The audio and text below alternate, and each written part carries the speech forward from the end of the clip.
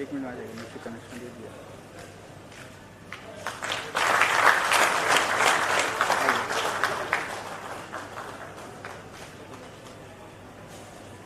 Now, I request Shri MM Sareshwar, GeM MM Purchase to kindly come forward and welcome Shri Ayush Agrawal, Director by Management GeM with a shawl, shriffle and a bouquet.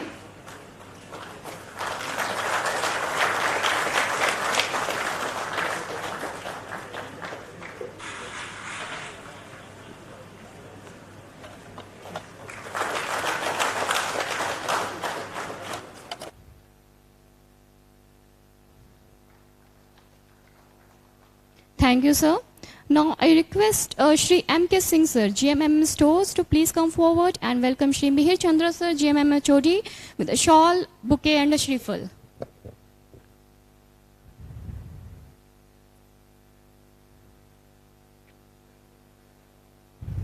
A big round of applause, please.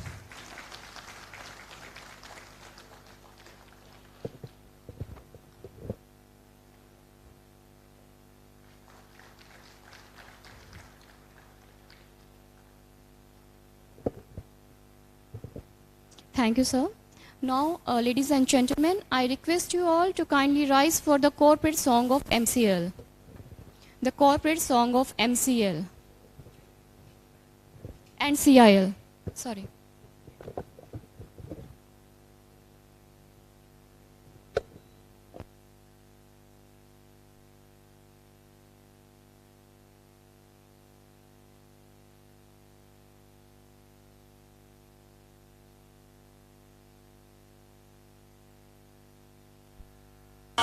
मिले कदम हमारा चौड़ा सीना विशाल कंधे हमारे हाथ फौलाद हमारे हम है आग हम है बिजली हम है शक्ति की खान हम है कोल इंडिया हम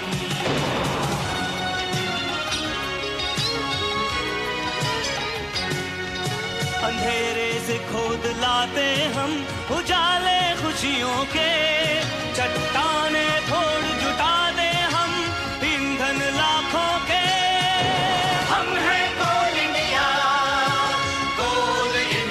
हम कदम मिले चले ताल मिलाकर साथ पकड़ कर बाहें हम लाए काला हीरा हमसे उज्जवल देश की राहें हम हैं आग हम हैं बिजली हम एकता की खान हम हैं कोल इंडिया हम हैं कोल इंडिया हम। Thank you all. Please take your seats. अस्तो मा सद्गमय, तमसो मा ज्योतिर्गमय, मृत्युर्मा अमृतम गमय. Ladies and gentlemen, as we all know that in Indian tradition, starting of any function proceeds with the taking the name of Almighty and lighting of lamp. So I request you all to kindly thank all the 5 tattvas for this day, and I request our dignitaries to kindly proceed for lighting the enlightening and auspicious lamp. I request MM team to kindly escort and help the dignitaries for lighting the auspicious lamp.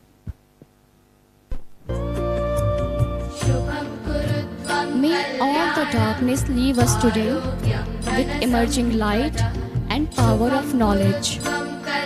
May highest reality, that of pure and infinite consciousness, comes to us. May it lead us from unreal to real, from darkness to the light, and from fear of death to the knowledge of immortality. May it gives us power to achieve what we want. May this auspicious lamp spread positivity in all the environment over here.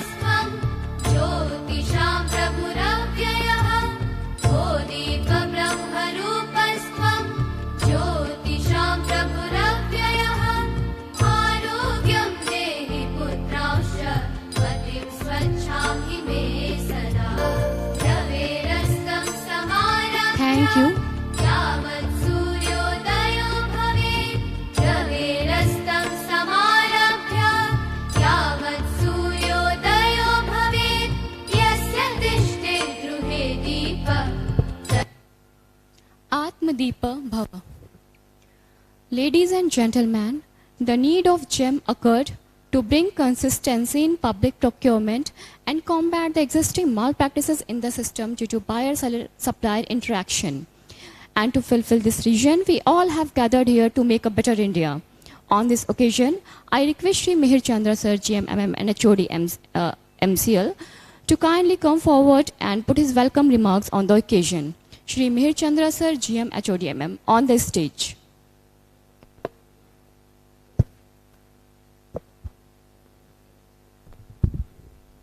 Good morning to all of you. A very warm welcome to this program, Symposium on Procurement of the Goods and Services on GeM portal. From the core of my heart, respected CMD sir, OP Singh sir, respected Sri DT JK Bora sir, respected CVO sir, Patel sir, respected Director Finance Sri AK Bora sir, our additional CEO Sri Prakash Mirani sir, CEO, additional CEO GeM, Director Santan Roy, Director GeM Mr. Ayush Agrawal, and EDMNC CIL have come a long way from giving a busy schedule over here. So I welcome all of you, sir, dignitaries on this symposium program with a very feeling that the GeM program will be very successful today, and we'll learn a lot on the GeM portal working, and we'll resolve the issues related with the GeM issues over here. I welcome all these dignitaries, HODs of the headquarters who have come over here, joined here. And I welcome all these delegates from the different areas, right from the staff officers as well as the person concerned officers who have been participating in the GeM portal and working over here.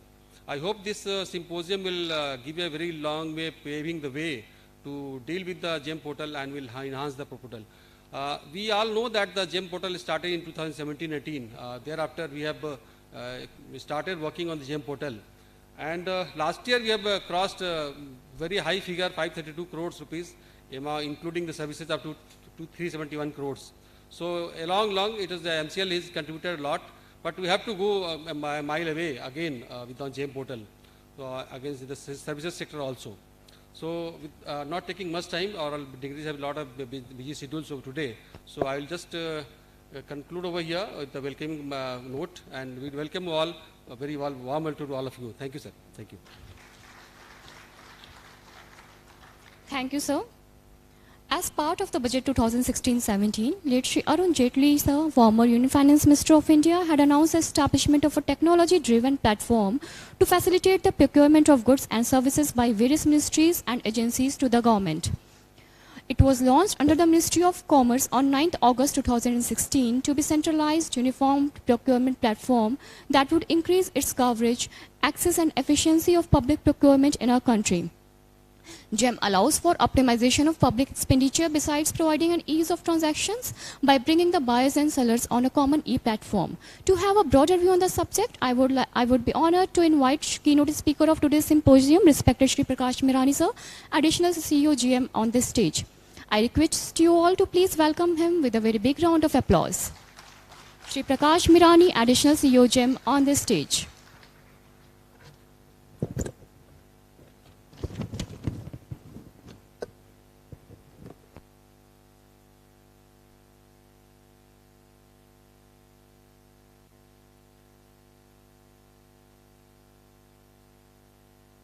Shri OP Singh, CMD MCL, distinguished directors, CVO MCL, EDCIL, senior officials of MCL, and ladies and gentlemen.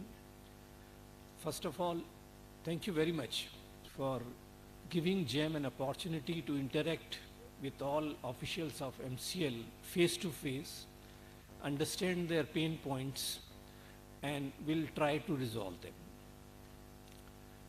Just to set the context, I will give a brief of how the GeM was created. The total public procurement in this country is about 20 lakh crores. If we exclude the works, then the procurement of goods and services is estimated to be around 10 lakh crores. This is a huge procurement. Now, what was the issues? In fact, what are the issues in the existing system? There are large number of organizations where public procurement expertise are not available. If you leave aside CPSCs and some central ministries and a few state government, all other organizations do not have adequate public expertise, public procurement expertise. There is no standardization of bidding documents and contracts. You can see wide variation from organization to organizations. In fact, even bigger organizations, you could see the variations in bidding documents and contracts from one division to another division. The same clause has been drafted in different languages, and which creates problem when there is any litigation in the court. Then there are many manual interventions in the procurement process, which leads to inefficiency and sometimes unethical practices. So these were the issues from buyer's side. When we look from the seller's side, it was almost impossible for small and marginal sellers to get into the government procurement. There were entry barriers. And there are large number of procurement portals. Some 70, 80 portals are running. And for a seller, it is very difficult to find of bids of his interest. He would go from one portal to another portal. And one of the biggest problem for the sellers was there was no clarity on release of payment. Whether the payment will be released in 1 month or 3 months or 6 months, there was no clarity. So with this landscape, Government of India thought of creating a portal which will disrupt the existing public procurement system. There should be a digital platform which will provide end-to-end online processes, devoid of any manual interventions. This is how the GeM was created. It's a digital platform which provides end-to-end procurement solutions without any manual interventions. GeM has been integrated with all government databases like Aadhaar, income tax, GST, MCA 21, GeM. So all these informations are now validated online. GeM is one of the flagship program of the present government dispensation. It is monitored at the highest level. There was a PM review meeting just 1 month back, and now we are told that there will be another review on 6th of September by PM. So this is the kind of importance that is being given at the highest level in this country. The GeM was created with 3 underlying pillars: inclusiveness, transparency, and efficiency. Whatever we develop, these are our focus areas. As I mentioned, inclusiveness is our main focus. We want to bring more and more sellers, especially small and marginal sellers, on the GeM platform so that they can also benefit from the government procurements. If you look the GeM portal, you will find that there are 8 outlets that we have created to encourage these small sellers. There is one Saras collection which showcases daily utility products manufactured by self-help groups. There are about 3,800 self-help groups which we have onboarded on GeM with the help of Ministry of Rural Development. Then there is a Tribes India e-store products manufactured by our tribal entrepreneurs are showcased in this section. We have onboarded tribal entrepreneurs with the help of Ministry of Tribal Affairs. Similarly, there is a Khadi section where all Khadi products are available. Then we have handloom section, India Handloom, where all handloom products are available. I am happy to share that we have onboarded more than 1 lakh weavers and artisans on GeM. Then recently we started a green gold collection which showcases bamboo products with the help of India Bamboo Missions. Then we have a startup runway where all startups registered with the DPIIT are there. So my request to you would be, please go through all these outlets, and whenever it is feasible, please buy products from these outlets to help those artisan weavers and craftsmen of over the country.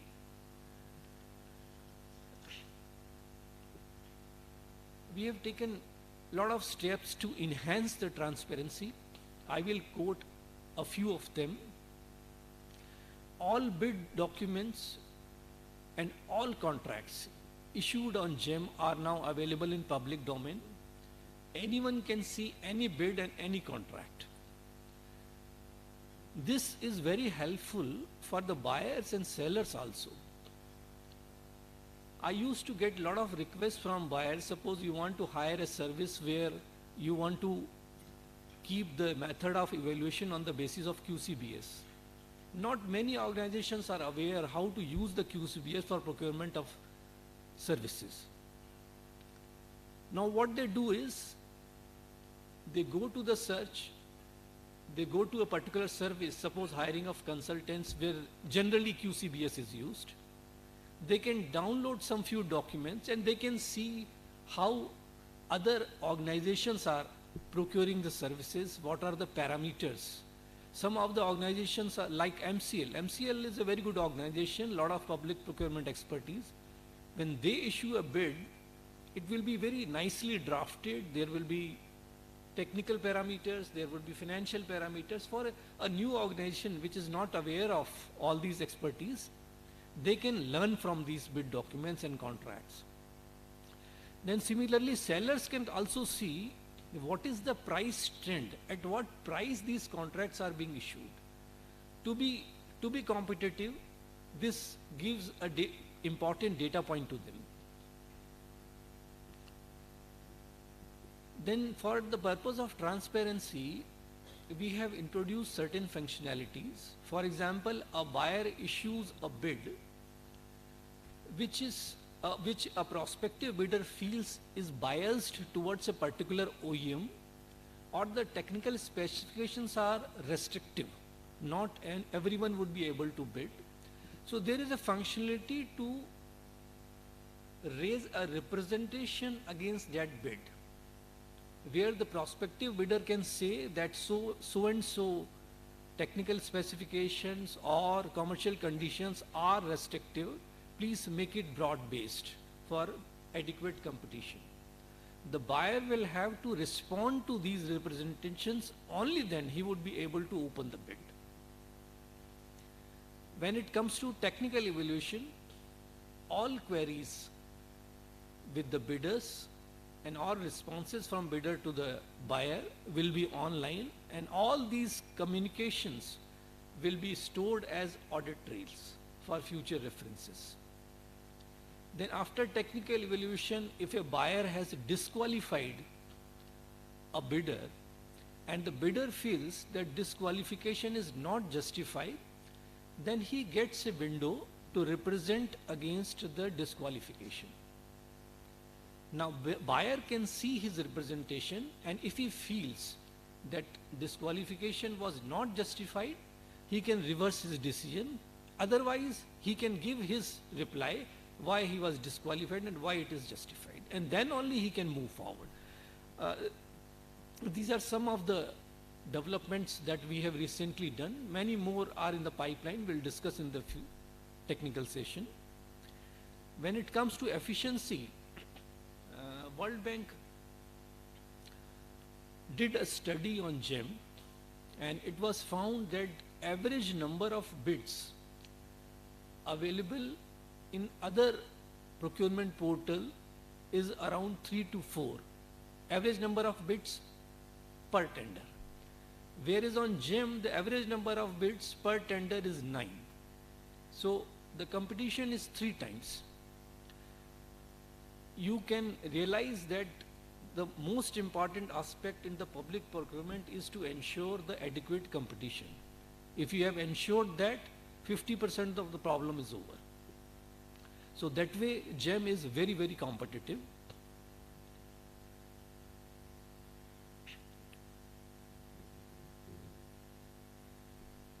During COVID times, there was a demand to create categories relevant to COVID procurement. We created new 300 categories for procurement. In addition to that, we reduced the bid opening time to 3 days, and for certain categories 1 day. And huge procurement was done for this COVID procurement across the country. We have provided dashboards to all buyers, their HODs, their head of departments, and sellers.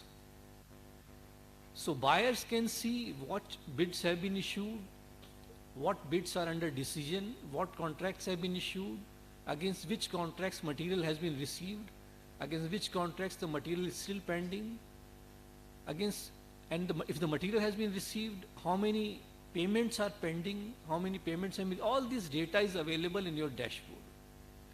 Similarly, we have provided dashboard to OEMs. So the OEMs can see his dashboard and he would know what his resellers are doing, in how many bids they are participating, how many bids they are winning, how many bids they are losing. If they are losing, by what margin they are losing, so they can be competitive in future.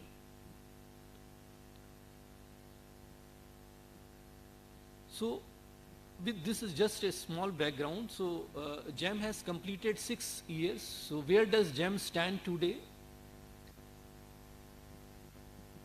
We have crossed an important milestone of 1 lakh crore last financial year. And with the help of buyers like you, we hope to cross another milestone of 2 lakh crore in the current financial year. We have around more than 50 lakh products are there on GeM, and more than 250 services are live on GeM. These services would cover almost 95% of the spectrum. There are few services which are specific to certain organizations which may not be available. For that, we are interacting with each organization to create those specialized services. Around 3 lakh orders are issued every month on GeM. So you can imagine how big this system has become. The entire portal was audited and certified by STQC. So now the entire procurement solution has been certified STQC. So this was the background. I will touch upon a few new initiatives. Of course, we are working on large number of initiatives, but a few I would quote here. As you are aware that Prime Minister had declared in COP26 meeting last year that India will reduce the emission intensity of the Indian GDP by 40% from 2005 levels by 2030. In this regard, each organization will have to reduce its carbon footprint.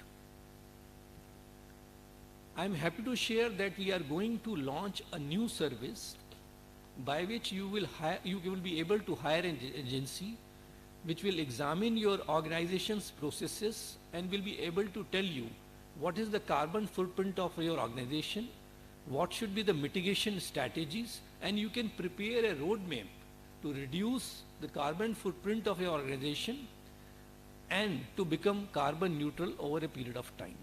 In fact, Prime Minister has declared that India will be carbon neutral by 2070. So all of us will have to work in that direction. Since India is signatory to Sustainable Development Goals and sustainable public procurement is one of the sub-targets under SDG 12. There is a national task force on sustainable public procurement. GeM is a representative. I have been attending these meetings. This task force has been nominated by Department of Expenditure. So we are working on creating more and more sustainable products to protect our environment and to protect our social values. For example, in printing paper, there is an eco mark. So when you buy eco mark paper, you are contributing towards environmental protection. Similarly, last year we have launched green ACs.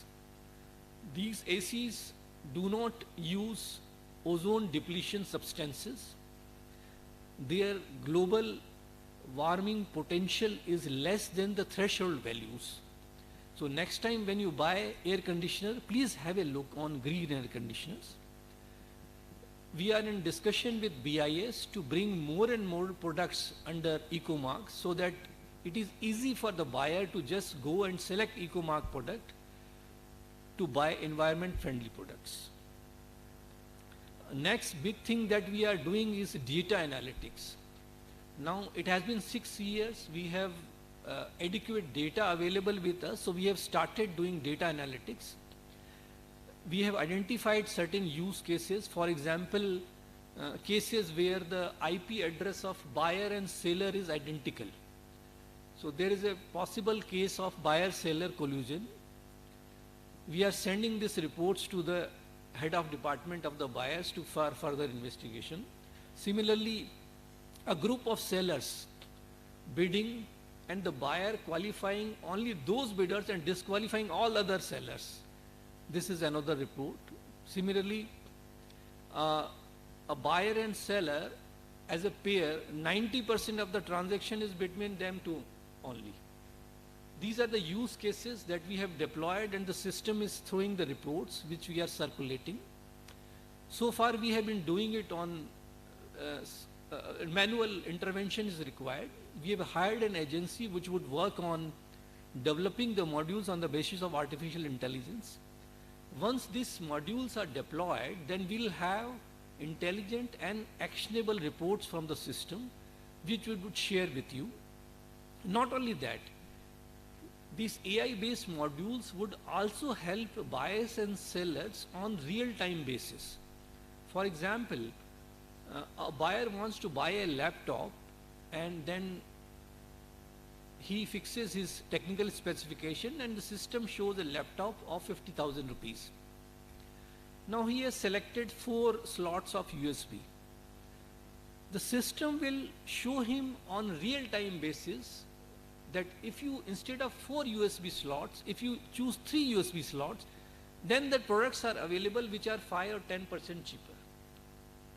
So buyer can take an informed decision. Similarly, when a seller comes to bid, the system can show him that what is the current price trend, what is the competitive rate at which he is expected to get the order.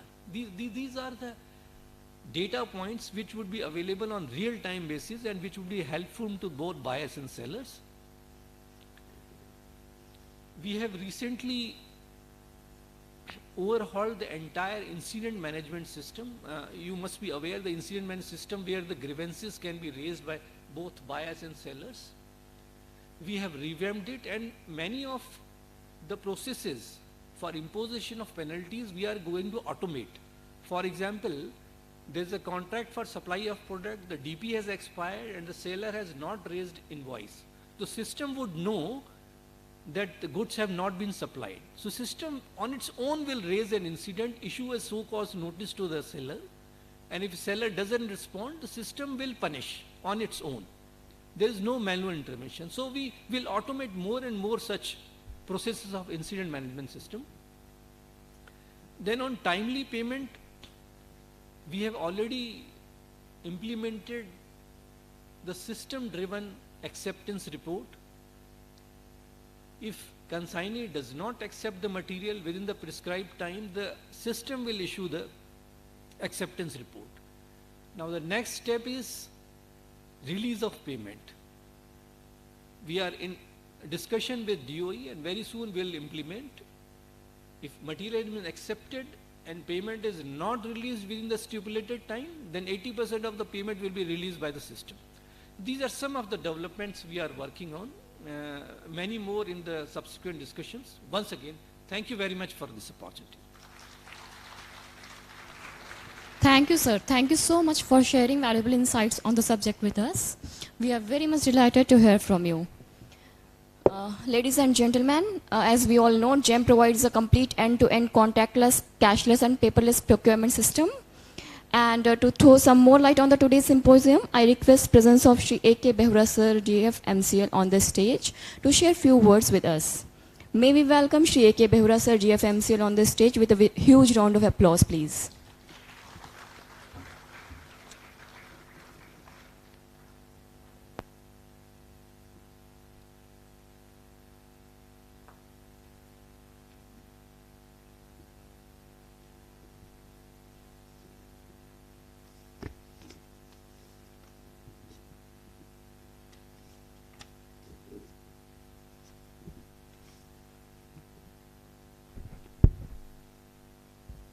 Namaskar.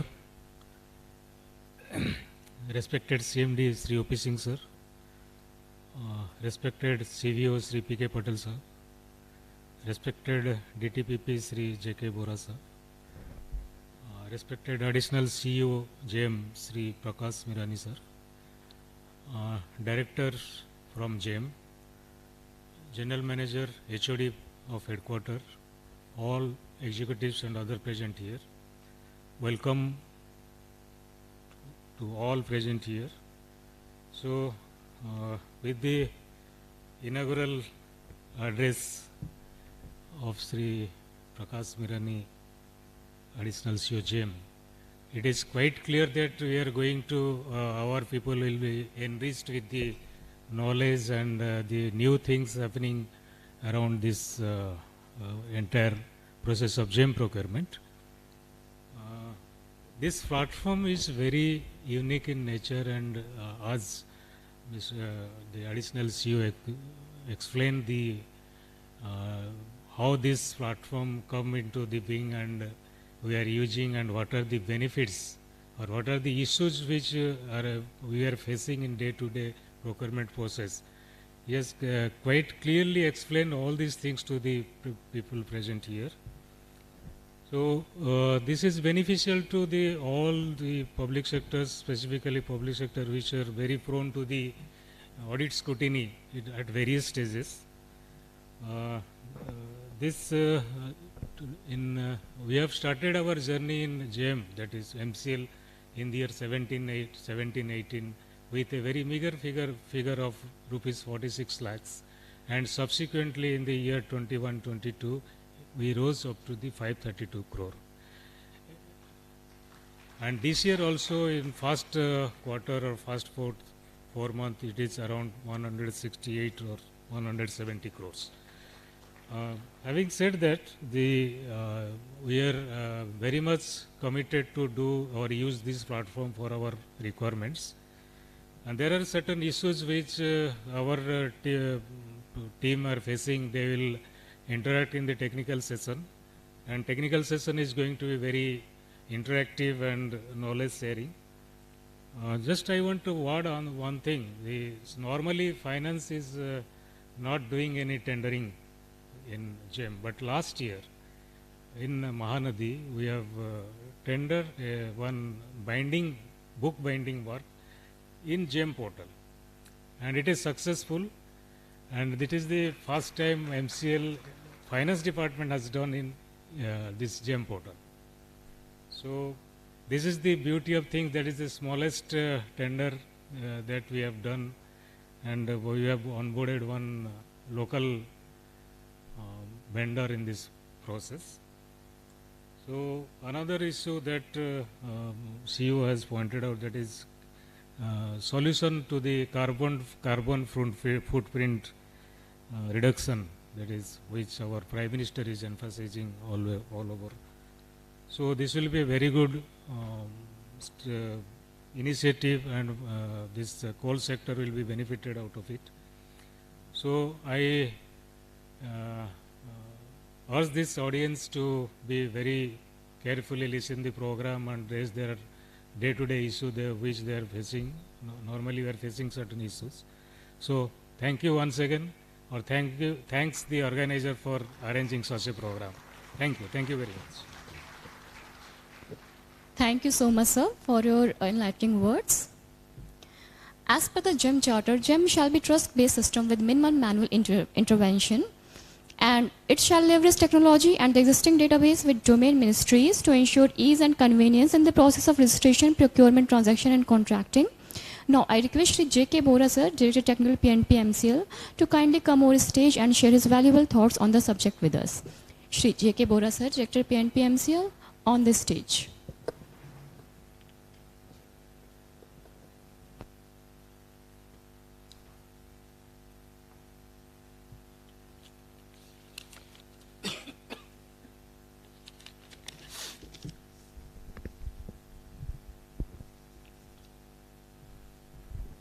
Namaskar. Good morning to every one of you. Chief guest of the symposium, Shriman O.P. Singh Saab, CMD MCL. Shriman, our guest, Shriman Prakash Nirani ji. CVO MCL, Shriman Patel Saab. DF MCL, Shriman Behura Saab.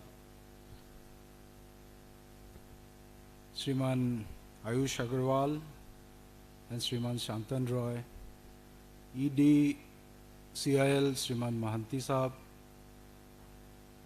GM MM Shriman Chandra Saab, HODs of Headquartered, and all my friends and executives who have come from the area. Ladies and gentlemen, everyone present here in the auditorium, good morning once again. First of all,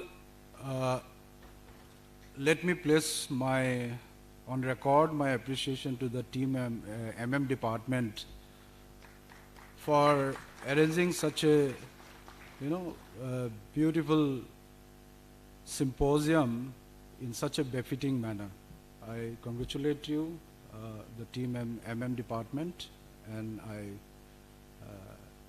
wish you all the good luck.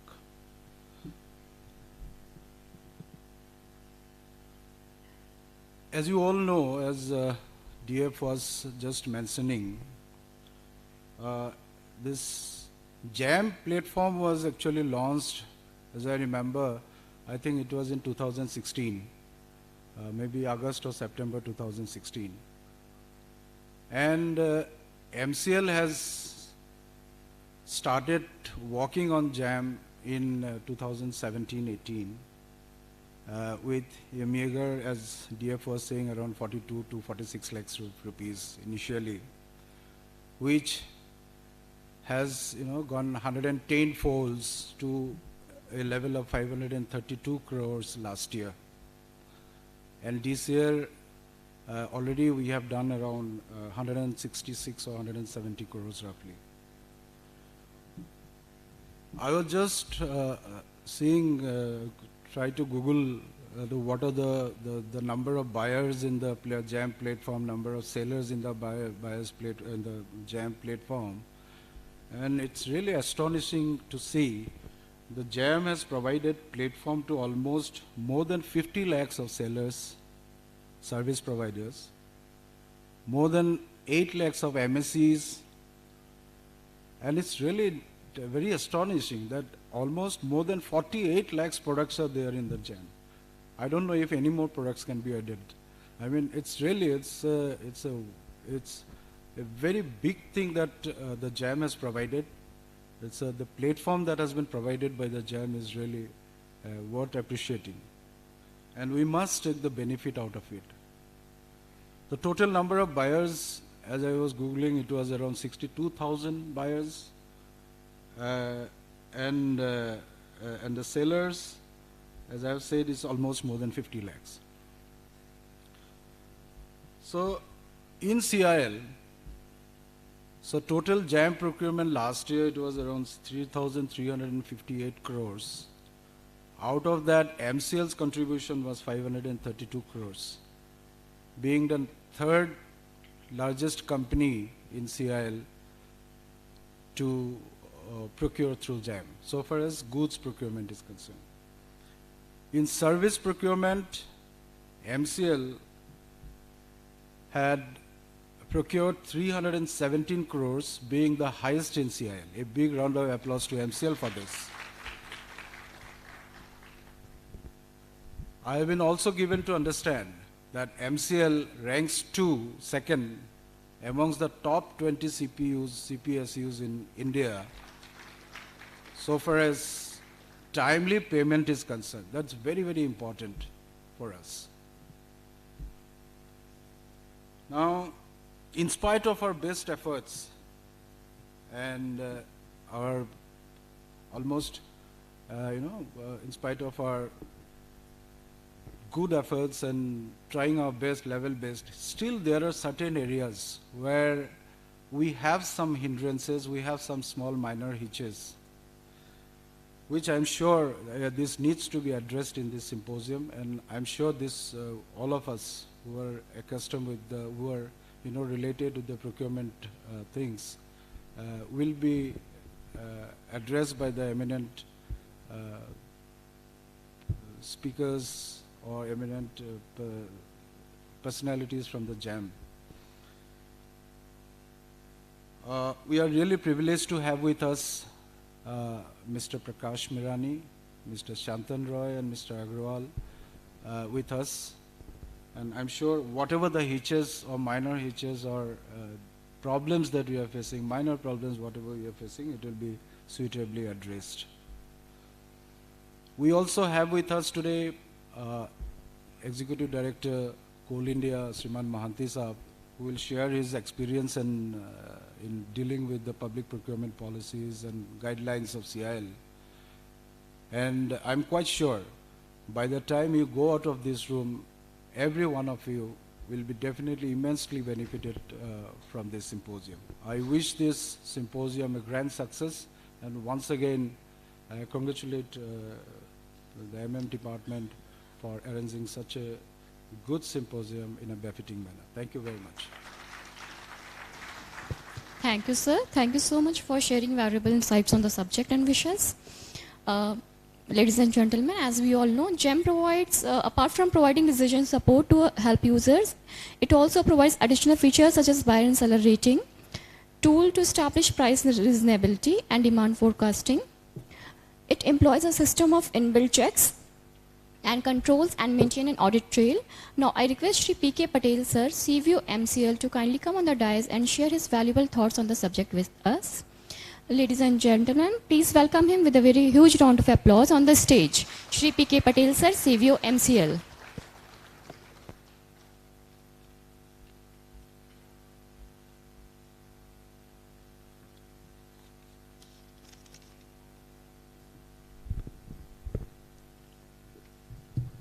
Good morning, namaskar. Respected Sri O.P. Singh sir, CMD, MCL. Respected Sri Prakash Mirani sir, Additional CEO GeM. Mr. Bora, DTPNP, Mr. Behura, DF, Mr. Shantan Roy, Director, Services GeM, Mr. Ayush Agrawal, Mahanti Saab, ED, MCL, CIL, Mihir Chandra, GeM, colleague, friends. We are fortunate to have Mr. Mirani. He happens to be my senior actually, about 7 to 8 years senior. He has worked in various capacities in board, so I know him. I remember when GeM was introduced because I was a purchase officer, and I was purchasing at that time 80 group in railways, which consists of oil, paper, medicines, bearings, and all things like that. the time it was introduced, we were actually, it was kind of very rudimentary compared to our railway system. Railway used to have a very good robust system. It was so good that while comparing the initial stage of GeM, we almost revolted. We simply told we will not switch to GeM. GeM is what today, what we see is because of people like him. He has been there from 2018, a lot of experience. I was just discussing with him actually, like, I wanted to purchase, that time I was purchasing medicines like I told. I wanted to purchase paracetamol 500.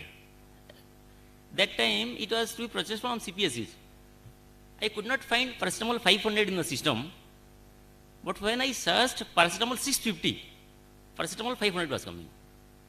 And when I wanted to purchase paracetamol 650, I had to search for paracetamol 500.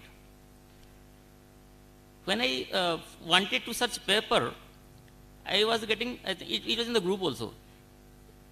It was Chanda Mama, like the old, so it was kind of very rudimentary sort of thing. Now, what we see today is much better improved versions. Only a few points to, like I'll just put forward to the technical team, Mirani Sab and all. In some cases, see, GeM is mostly like 2-bit system. So, for small cases also, sometimes when it's a very popular item, we get lot of offers, hundreds of offers. And if we go for 2-bit system, we have to invariably screen each of the offers. So I was just wondering whether we can set a limit, set a purchase limit, let us say up to 5 lakhs, 10 lakhs, whatever, let somebody decide it. And why not go for a single bid system where we, both finance as well as technical bids are open simultaneously, and we just check L1, L2, L3 and all. No need to screen all the bids.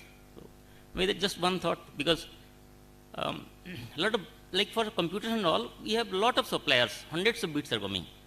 And if somebody has to scan 100 bids, 100 offers for 5 lakhs, I don't think it is worth it.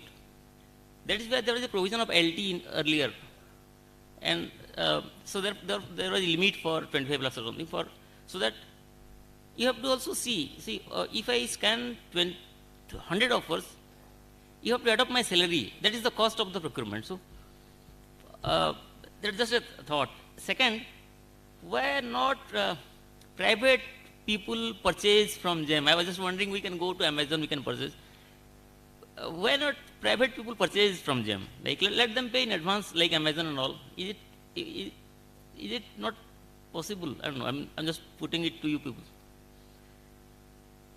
And then in PSUs we have IEM. It's a mandatory thing, and I understand GeM has is yet to place that IEM provisions, independent external monitor. We have that system in PSUs. So I think it is, if possible, maybe we can put that IEM thing also. These are some of the thoughts actually. Just wanted to, in addition to that, GeM E and M. Last time we had a tender for tower light. We did not place any eligibility criteria, thinking that whatever GeM is placing, whatever bids are there in the GeM are verified by the GeM. But I just confirmed from Pirani sir that GeM is not verifying the products uploaded by the purchaser. Therefore, we have to put our own eligibility criteria. We are purchasing 4 crore item and then without eligibility criteria, does not seem to be proper. So, I think you should put proper eligibility criteria. See, anybody can register in GeM, and I don't think GeM is taken responsibility of screening each of the offers, each of the bids. So that I think we should also see.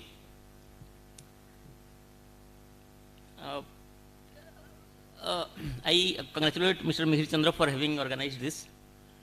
This also happens to be within our 3-month period of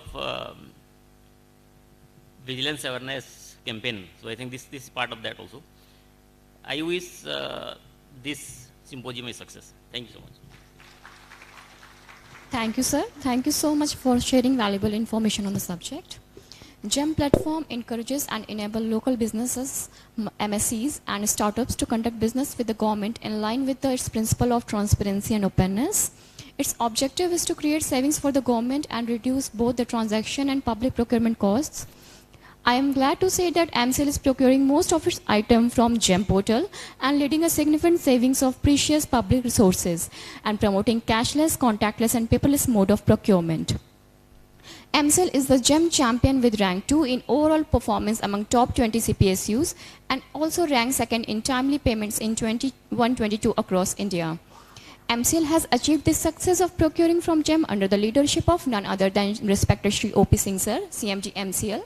It will be an honor to have few words from Sir on this occasion.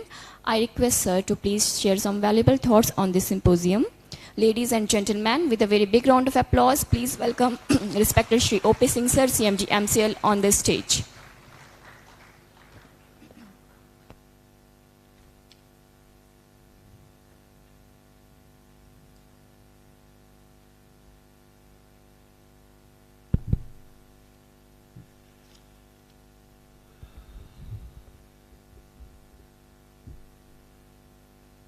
Good morning to all of you.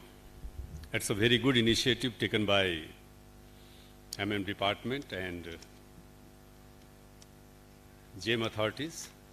Definitely, it is going to benefit our people and to GeM administrators also, as they will be able to know the ground reality while interacting with the people at the ground level.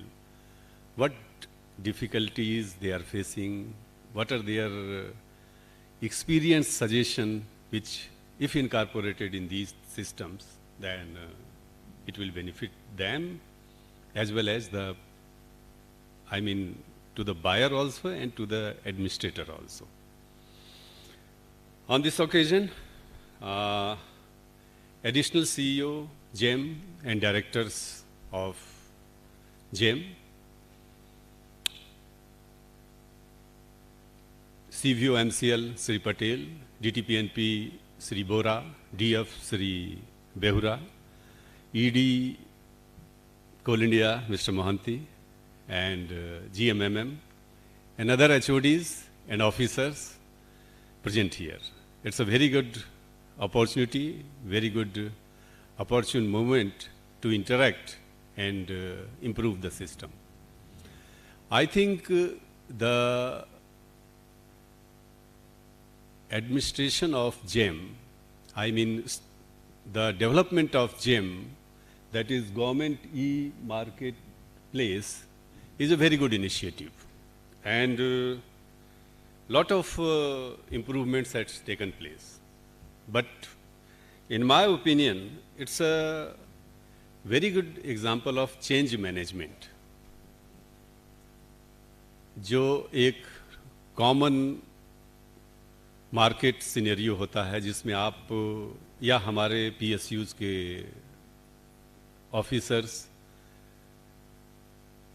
लगभग known suppliers से लगभग known specification के सामान सालों सालों से खरीदते आए हैं और वो एक सेट पैटर्न पे अपना बिजनेस रन कर रहे थे. जैसे ही GeM का इंट्रोडक्शन हुआ, सीन में काफ़ी बड़ा परिवर्तन आया कि जो size of market has increased from a smaller one to a very big one. Now in this market, as the system of registration in GeM is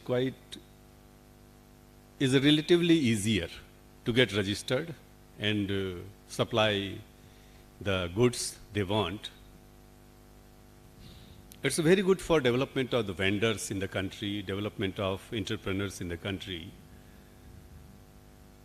We need to think from the buyer side also, because there are many PSUs or many buyers which they will buy, and based on the product supplied to them, they will run their business. So the business performance is dependent on the supply made to them. It's a very crucial for them that they get the quality supply, then only they can perform, they can run their business. So it's a very important for the PSUs and those who are buying the things. In my opinion, the administrator had to seek a balance between the seller's side, I mean seller's interest, and buyer's interest both.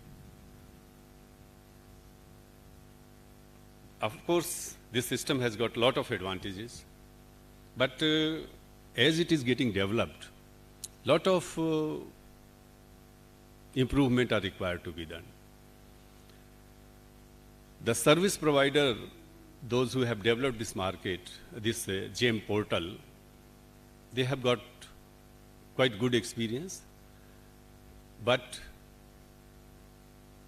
the difficulties faced by the buyer and the seller both needs to be very promptly addressed, and the system should adopt to a new one, to a better one.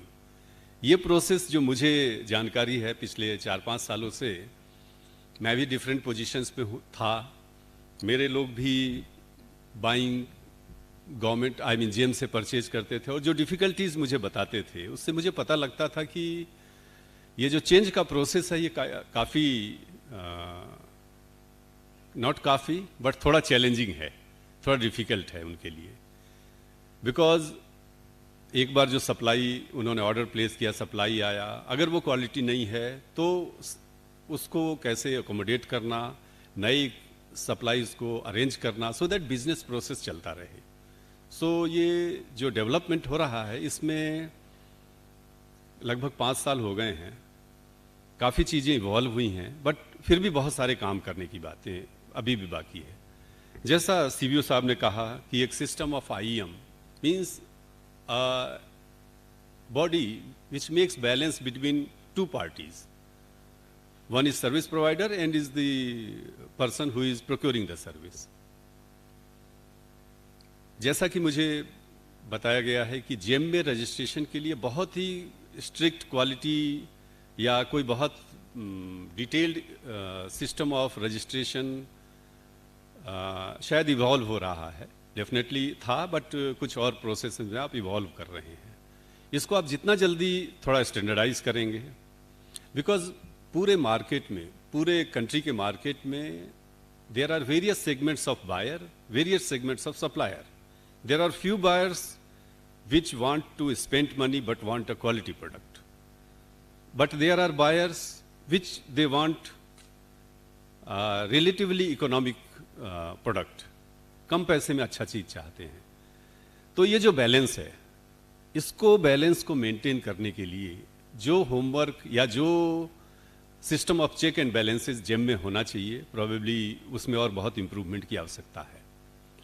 So lot of ये इस तरह के symposiums, lot of workshops करके जितना जल्दी आप need of the supplier and need of the purchaser दोनों को बहुत ही फाइन वे में इंटीग्रेट करेंगे, then only this GeM portal और GeM market will be a successful one.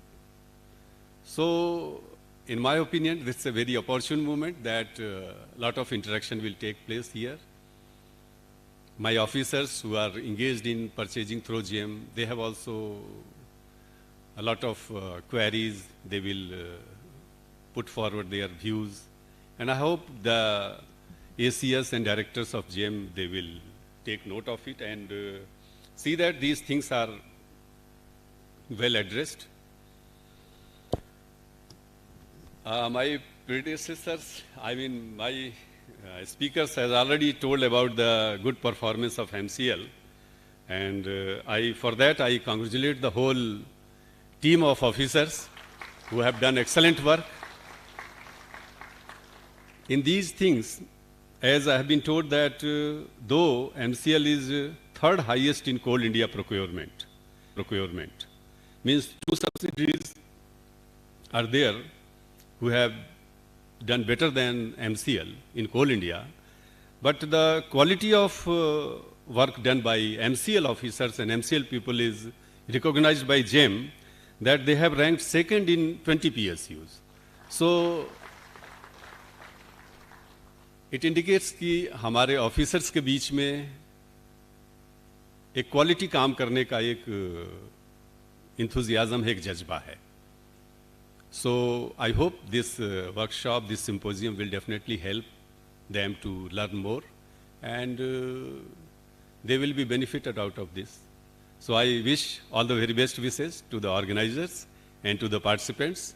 Thank you very much. Thank you, sir. Sir, I request your gracious presence on the stage, please. And thank you, sir, for your valuable insight and motivating words on the occasion. It will help us to move further in the right direction.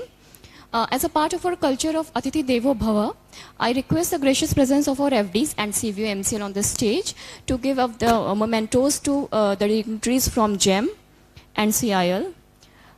First, I would like to call Shri Prakash Mirani, sir, Additional CEO GeM, on the stage, and I request CMD MCL, Shri OP Singh, sir, to kindly present a memento to Shri Prakash Mirani, sir, Additional CEO GeM, as a token of appreciation.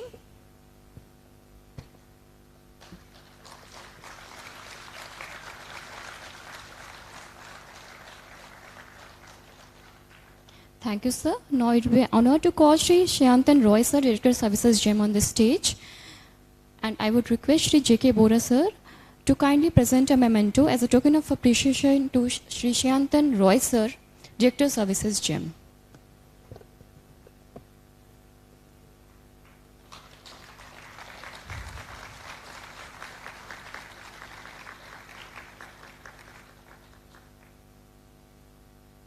Thank you so much, sir. Now I'll be glad to call Shri Ayush Agrawal, Director Buyer Management GeM, on the stage, and I request Shri P.K. Patel, sir, CVMCL, to kindly present him a memento as a token of appreciation. Ladies and gentlemen, please welcome him with a very big round of applause.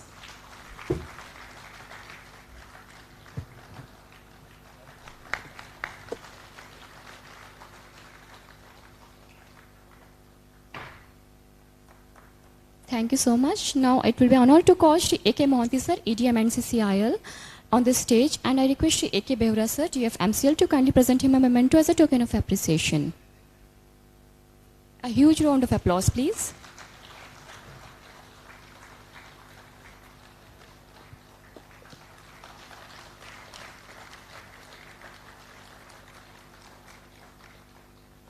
Thank you so much, sir. Now I'm pleased to invite Shri S. Pradhan, sir, Business Facilitator GeM, on the stage, and I request Shri Mihir Chandra, sir, to kindly present him a memento as a token of appreciation.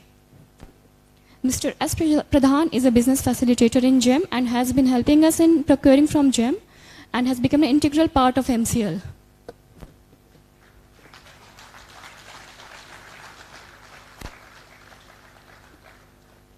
Thank you so much, sir. Thank you. Today is an auspicious day, and I am privileged and honored to announce that GeM has, excuse me?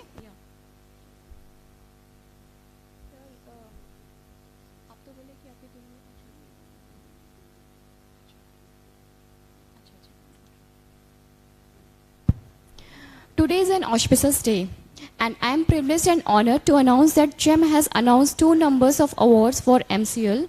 For giving away the awards, I would like to invite respected CMD sir MCL, FDs MCL, CVO MCL, and dignitaries from GeM portal, Shri Prakash Mirani sir, Additional CEO, Shri Shyantan Roy sir, and his team on the stage. We again request a presence on the stage, sir.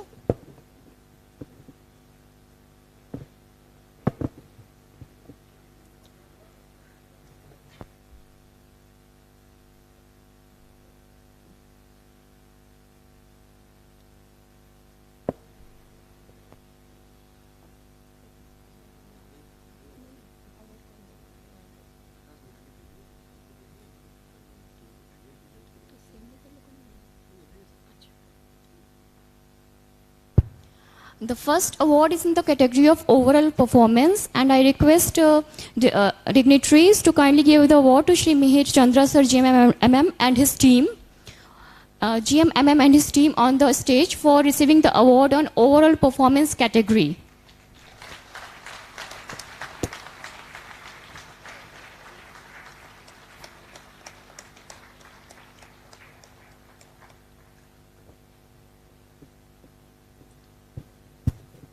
There is one more award in the category of secondary buyer, And for this category, I would like to invite Mr. Vijayant Kumar Sir, GM Security Welfare, Mr. Major Raja Paul, and Ms. C.B. Smita on the stage. Their contribution in procuring from GeM portal has been really recognizable, and we are very glad to invite them on the stage. Please welcome them with a very big round of applause.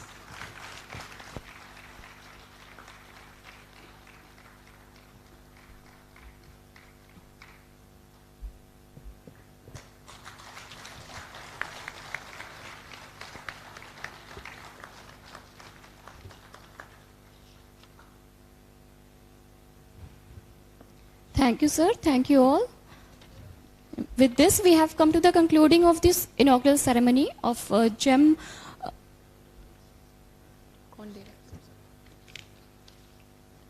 Now, I would request the presence of Mr. M.M. Sarevar on the stage for presenting a vote of thanks on this occasion.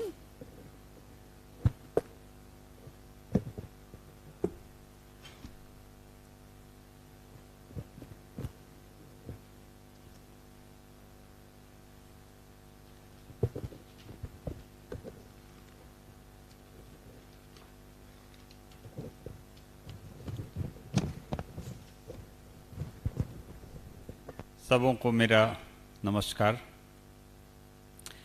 आज के इस कार्यक्रम का पहला पड़ाव वो समाप्ति की ओर है और इसके बाद जो है हम एक दूसरे प्रोग्राम की ओर जो है टेक्निकल सेशन की तरफ बढ़ेंगे। आज के इस प्रोग्राम के सक्सेस के लिए सर्वप्रथम जो है मैं अपने CMD साहब श्री OP सिंह साहब का, जिनके कंसेंट से जो है और जिनके लीडरशिप से ये प्रोग्राम हम सक्सेस कर पाए हैं, इसके लिए हम तहे दिल से उनका जो है हम स्वागत करते हैं सर। और उनके लिए बहुत बहुत हम अनुग्रहित हैं इस काम के लिए जो है कि इन्होंने मुझे इस प्रोग्राम के करने के लिए कंसेंट दिया और जो भी सहयोग हमें चाहिए था सब हमें उनसे प्राप्त हुआ। Thank you, sir, for your kind help and extending all support from your side, sir. इसके बाद मैं अपने DTPNP श्री JK बोरा साहब को सर धन्यवाद देना चाहूँगा, जिन्होंने इस प्रोग्राम के लिए जो है हर मोमेंट पे जो है एक हमारे गाइडिंग फैक्टर का काम किया और इसका नतीजा है कि आज हम एक सक्सेसफुल प्रोग्राम कर पाए जो आपके समक्ष है सर। मैं सर धन्यवाद देना चाहूँगा अपने CBO साहब का sir, Shri PK Patel sir का सर, जिनका कि इंटरेक्शन जो है हमारे MM से जो है ऑलवेज होता है और इनकी इच्छा हमेशा रहती है सर कि इसमें कैसे इम्प्रूवमेंट लाया जाए और ये उम्मीद है कि आज का ये प्रोग्राम जो है सर इस दिशा में जो है काफ़ी हेल्प करेगा। मैं शुक्रिया अदा करना चाहता हूँ अपने DF सबसे हमारे यंग, इनर्जेटिक और डायनेमिक हमारे DF सर श्री AK बोरा सर का, जिनका भी काफ़ी सहयोग जो है हमें हमेशा मिलता रहता है GeM से रिलेटेड प्रोक्योरमेंट में और आगे भी मिलता रहेगा सर। आज हमारे लिए बड़े सौभाग्य की बात है कि आज के इस प्रोग्राम में हमारे मीरानी सर जो है एडिशनल CEO GeM से खुद ही उन्होंने इतना पेन लेके जो है दिल्ली से आए हैं और खुद अपने टीम को भी साथ में लाए हैं।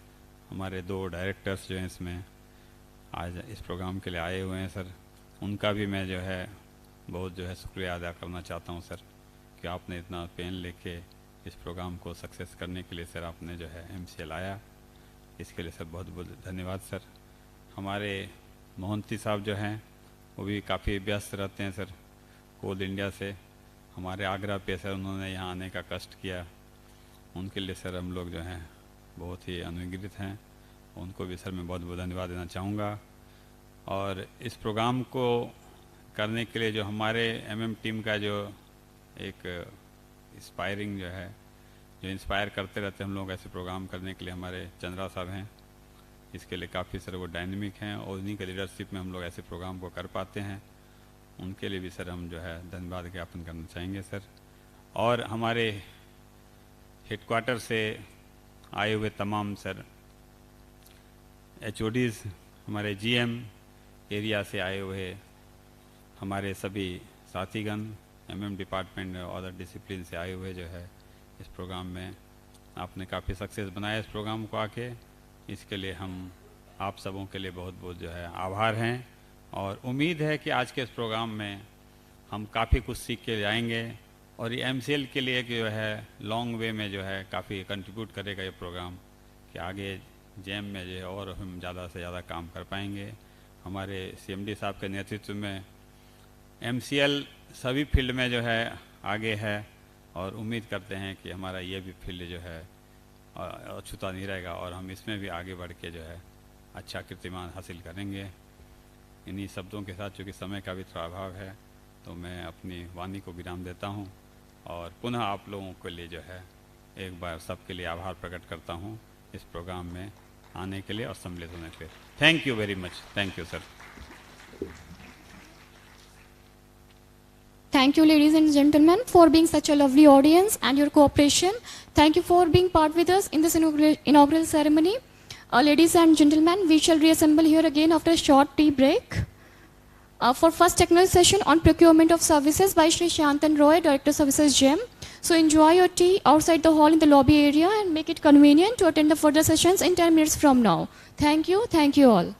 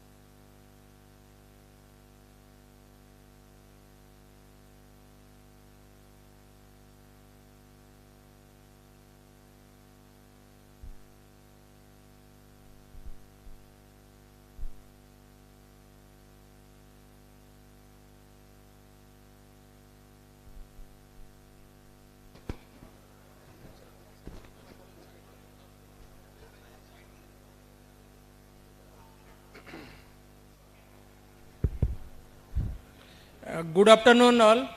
Now we'll head towards the technical sessions. Technical session 1 will be taken by Sri Sayantan Rai, Director Service Procurement. Any questionnaires we will take after the 3 sessions. Now he will start with service procurement, then Ayush Agrawal sir will take for goods, then Mohanty sir will have a presentation, then only we will have a question answer session. Now I invite Sri Rai to please come to the dais and start the technical session 1.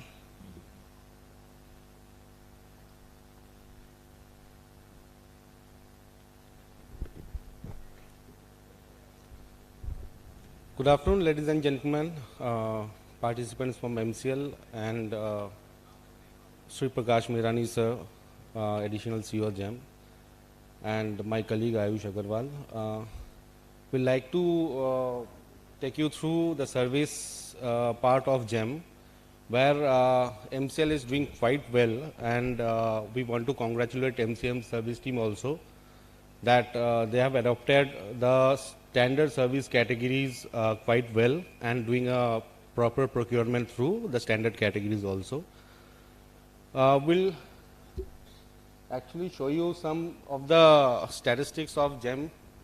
Currently, we have done a cumulative GMB of approx 3 lakh CR with 62,000 buyer organization being participating in this GeM. We have 50 lakh seller and service provider with 250 plus categories, and we also like to share that 55% of the contracts are being awarded to MSCs on GeM, so which is quite a good figure and a good big promotions for the MSCs also. So we move on to the number of orders like. So last financial year we have done around 33 lakhs orders, and as on date we have done around 12,000 orders as of 19th August 2022, which is a good figure, and we are quite hopeful that we'll pass on the numbers last year's also with a good number. This is the product and service listing trend. So on part of the services, we want to say that in 2016 we have launched the cab and taxi hiring service as a proof of concept, and we are actually testing all the services which are commonly used, and we are very much confident almost 95% of the service spectrum can be covered through the services being available on GeM. Still we are in the process of developing specialized services also with consultation with the various buyer organizations. I will show you in the next presentations also. The specialized services are being done with in consultation with the specific buyer organizations who put on the requirements to us. We do consultation with the buyer and the service providers also while creating this kind of categories, and we'll also show you what are categories we are also working on.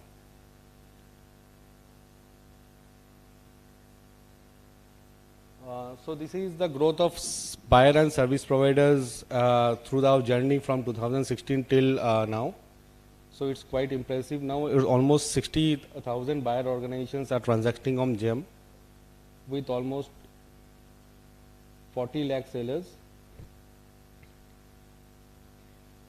So these are the number of a few categories which are commonly used, and in a broader spectrum, well, we want to say that almost 95% can be covered through these standard categories which have been created in consultation with all the stakeholders of the service being like that. So first and the most procured service on GeM is manpower hiring services.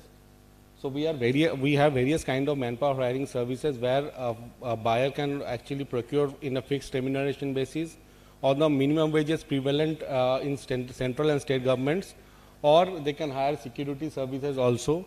So there are various kind of manpower hiring services available. Vehicle and ambulance hiring services is the second most procured services on GeM. So almost most of the spectrum of vehicle hiring can be covered through these vehicle hiring services.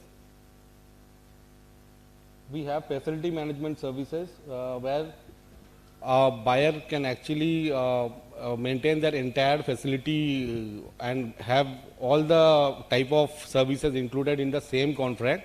So facility management services can be availed from GeM also. And technology based services are there, like milestone based services and IT based. We differentiate GeM services into two parts. One is the technology one is non-technology one. In technology one, we have actually created high technical and new age services also, like AI, ML, AR, VR services like that, so which can be procured by the buyer organizations.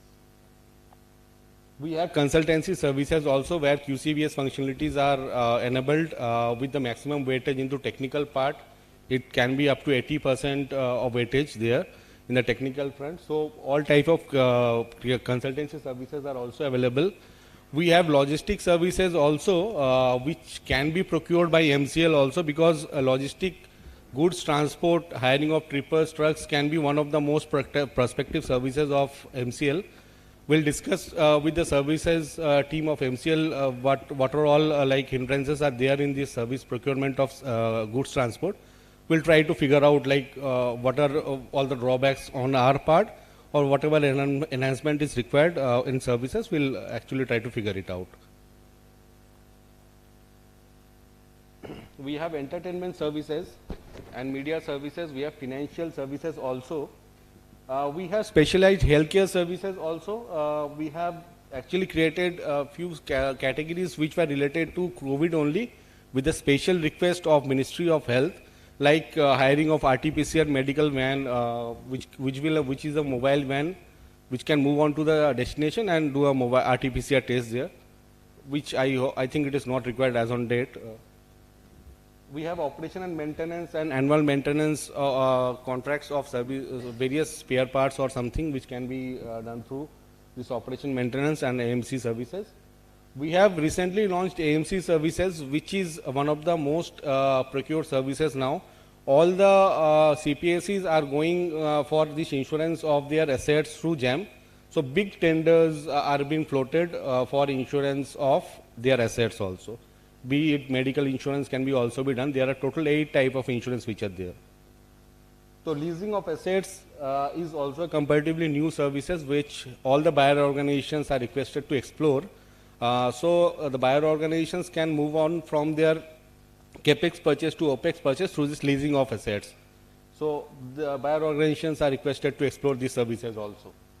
There are specialized hiring services on GeM, like hiring of chartered aircraft, special purpose machines, earth moving equipment and machines, handling line cranes, machines, everything is available. So buyer organizations are requested to please explore this kind of services which can be of use for MCL also. So these are few of the upcoming services which we want to highlight. So the specialized services or project management services for road transport, this is basically for NHAI. So these are the specialized services which we were talking like on special request of buyer organizations. We are also working on mine development and operation services, which is also one of the prospective services for MCL also. And we are also working with NTPC to develop these services. And it is almost in a very mature stage. We'll make these services live recently. We have already service provider registered with GeM for these services also for mine development. We are working on outdoor advertisement service, water tanker service, hiring of agency for climate change, climate action targets, which is basically like the carbon footprint service. So this is the renamed one of carbon footprint. We are working on O&M of data center assets. IoT based drinking water supply system is also being developed on GeM. We are also working on bulk internet messaging services with integration of WhatsApp on through web services. This can be hired through to the organizations. We are working on genome sequencing with the request of ICMR, CSIR and this kind of research organizations who actually want to do a genome sequencing of, let's say, their crops, human bodies, everything. We are working on hiring of boats and hiring of vessels also. Pigging services and annual maintenance of pipelines is also been developed at our end at a request of these oil marketing companies. So this is also a specialized services.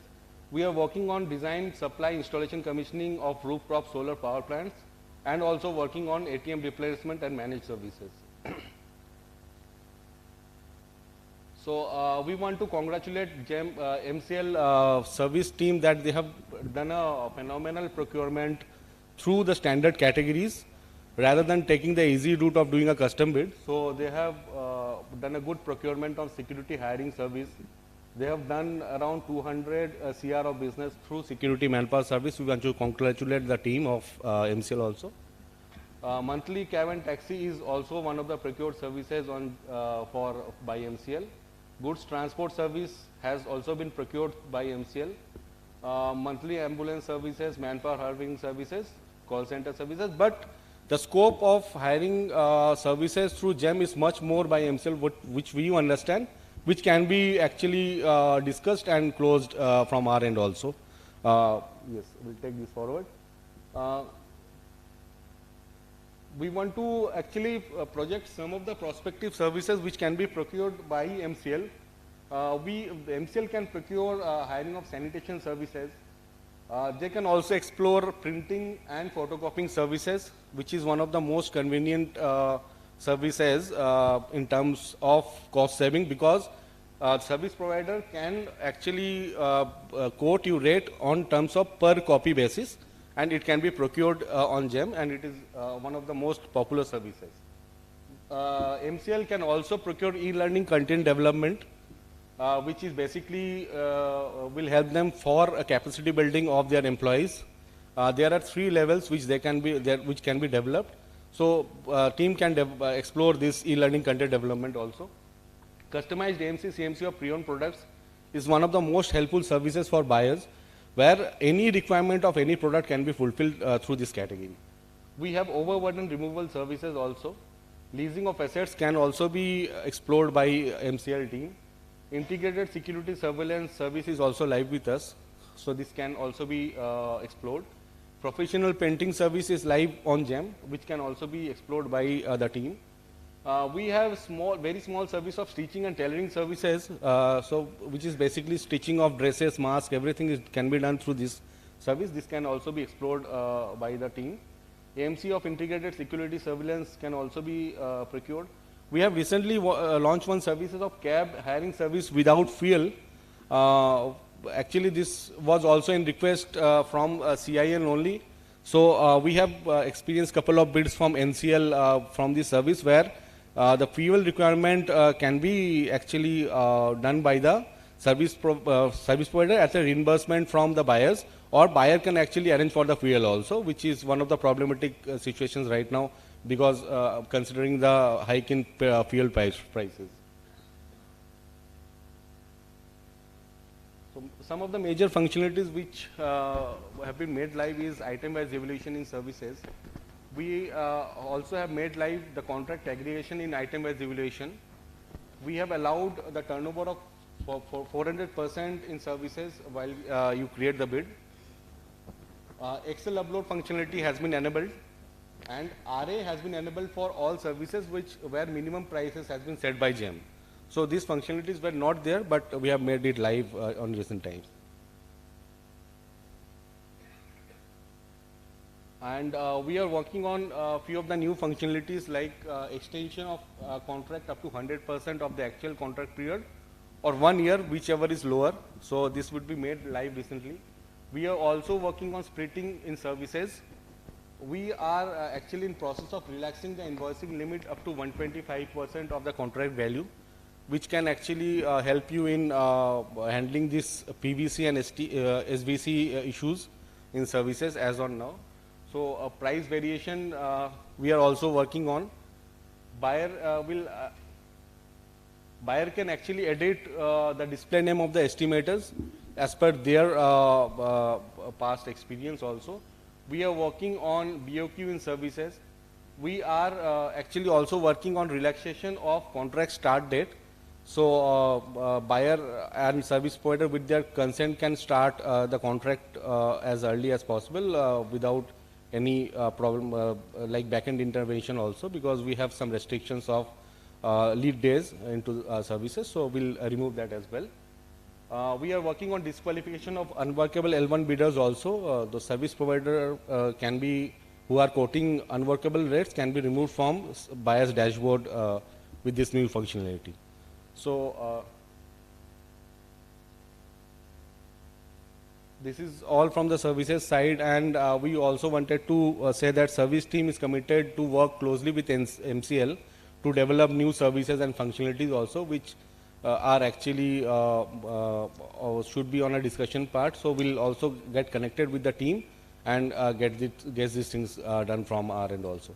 So thank you so much. Thank you for providing the opportunity to speak on our behalf. Thank you.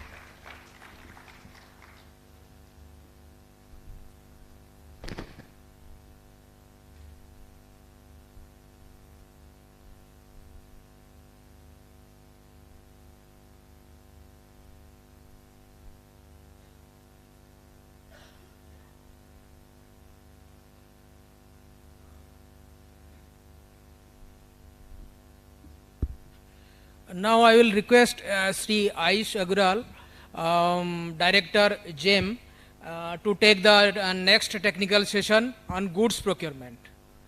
Sri Agrawal, please.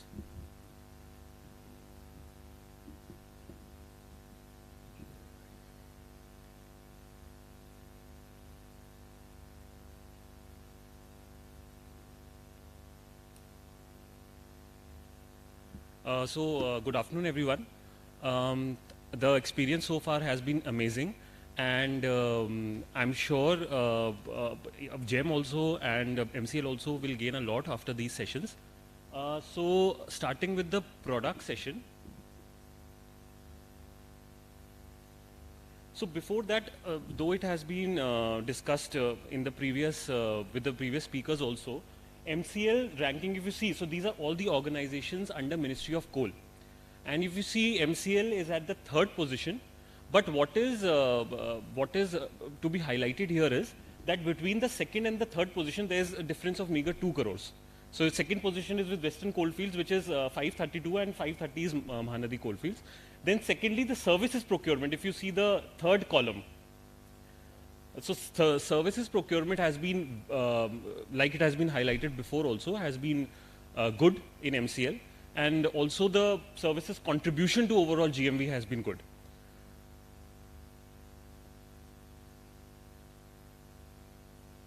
Okay, so just highlighting, so this slide is for information, just highlighting that in the services, in the previous slide, we saw that there were services, the top 10-15 services categories, in which we saw that the contribution of custom bid for services was very less.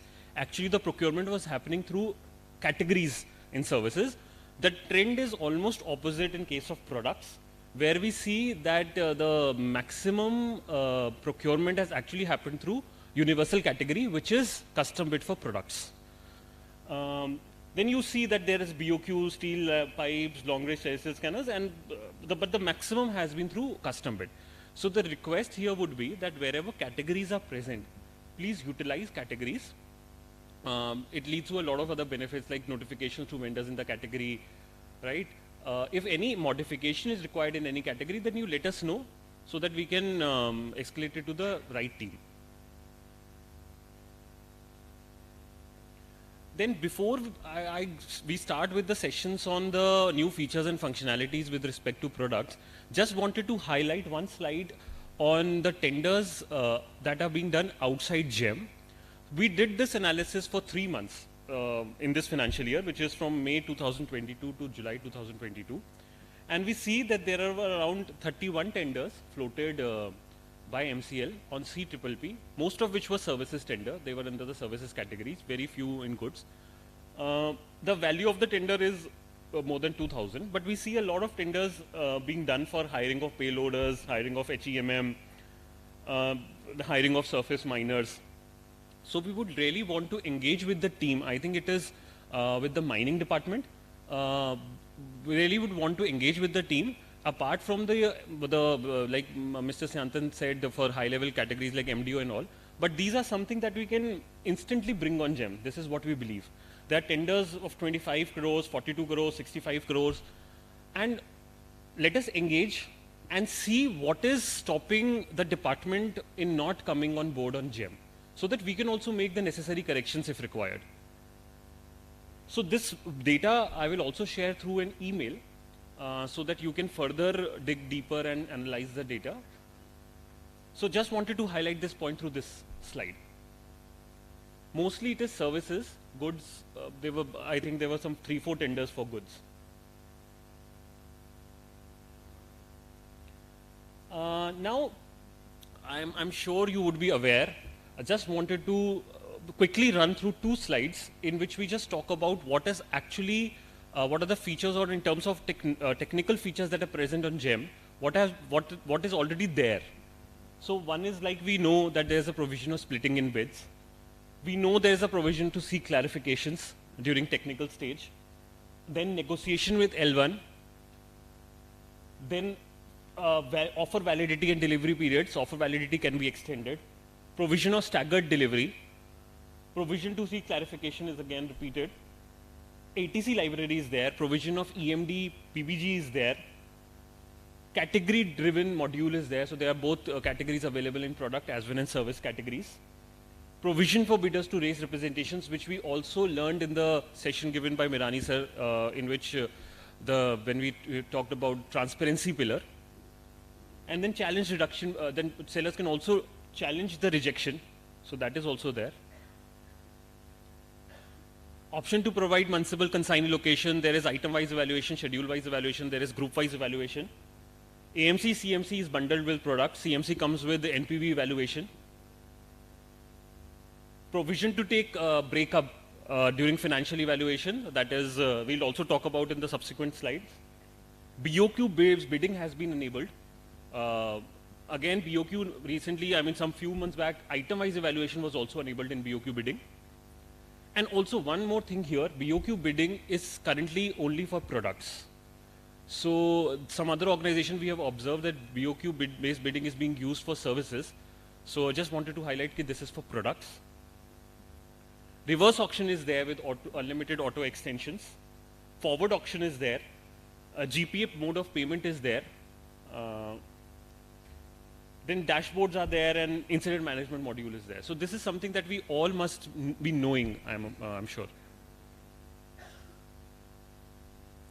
Now coming to the new features and functionalities introduced on GeM, say over a period of past 2-3 months, or I have noted down some functionalities which were really important to talk about. So we'll start with the technical evaluator. So here, now when the technical bid is opened, the buyer gets 2 options. Either it is self-evaluation or he gets the option of technical committee. So the benefit with technical committee is once he selects the technical committee during that process, the technical committee members gets view access to all the documents submitted by the various bidders during the bidding process. So entire then system becomes online. Still, both the options are enabled. Self-evaluation is still an option, which will be business as usual before whatever was going on before this functionality was made live. And the other is technical evaluator. Technical evaluator role, the process is same. HOD has to add through his dashboard. He has to assign roles. He can assign role to both a new user or to an existing one. And that drop-down appears at the end of the buyer, in which from the drop-down he can select the technical committee members, and they will be notified. So this process then becomes online.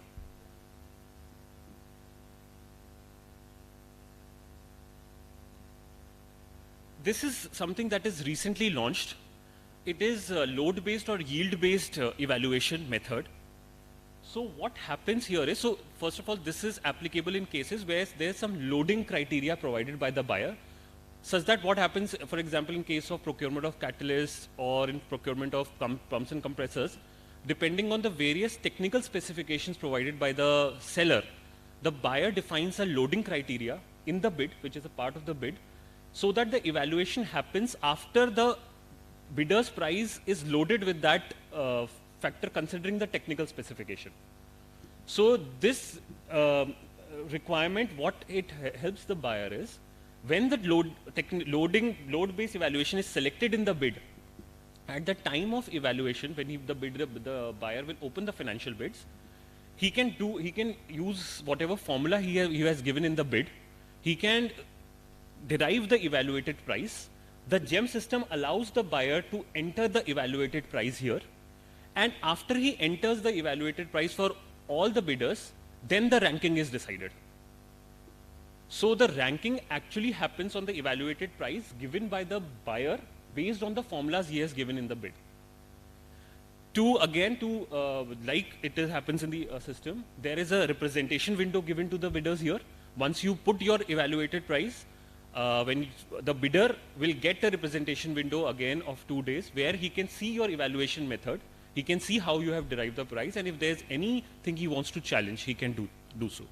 And then the buyer gets a notification, he can either reject it or accept it, and he can change the evaluated price. So this is something of the procurements of catalysts for constant compressors. You can see if this is applicable, it will be applicable in your case.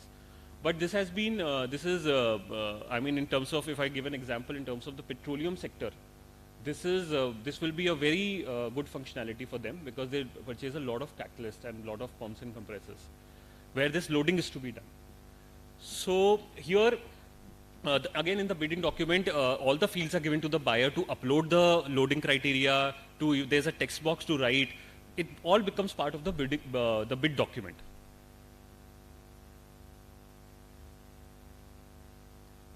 Then this is very recently launched again.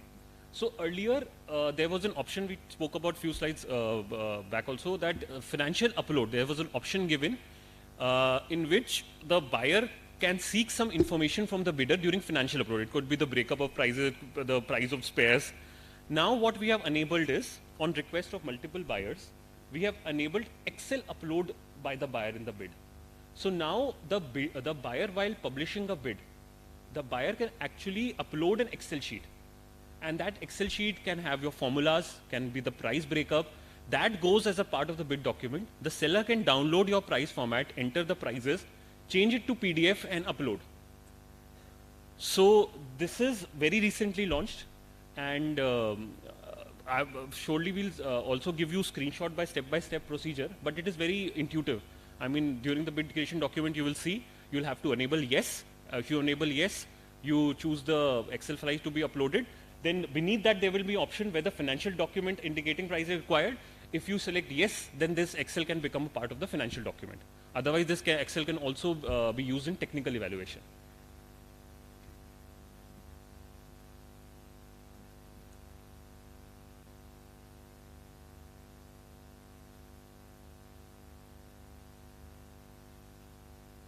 This is also a very recent development in which during the bid creation process, the buyer can define the size of the document he needs, that he wants the bidder to upload. So once there is an option, document required from buyer, once you select that, beneath that there will be a blue hyperlink asking for details. Once you open that, there you can select the size of the document. So there's an option from 2 MB to 10 MB. There were some requests that, especially in services, to make it 10 MB in case of documents required. So that we are doing, that will be enabled shortly.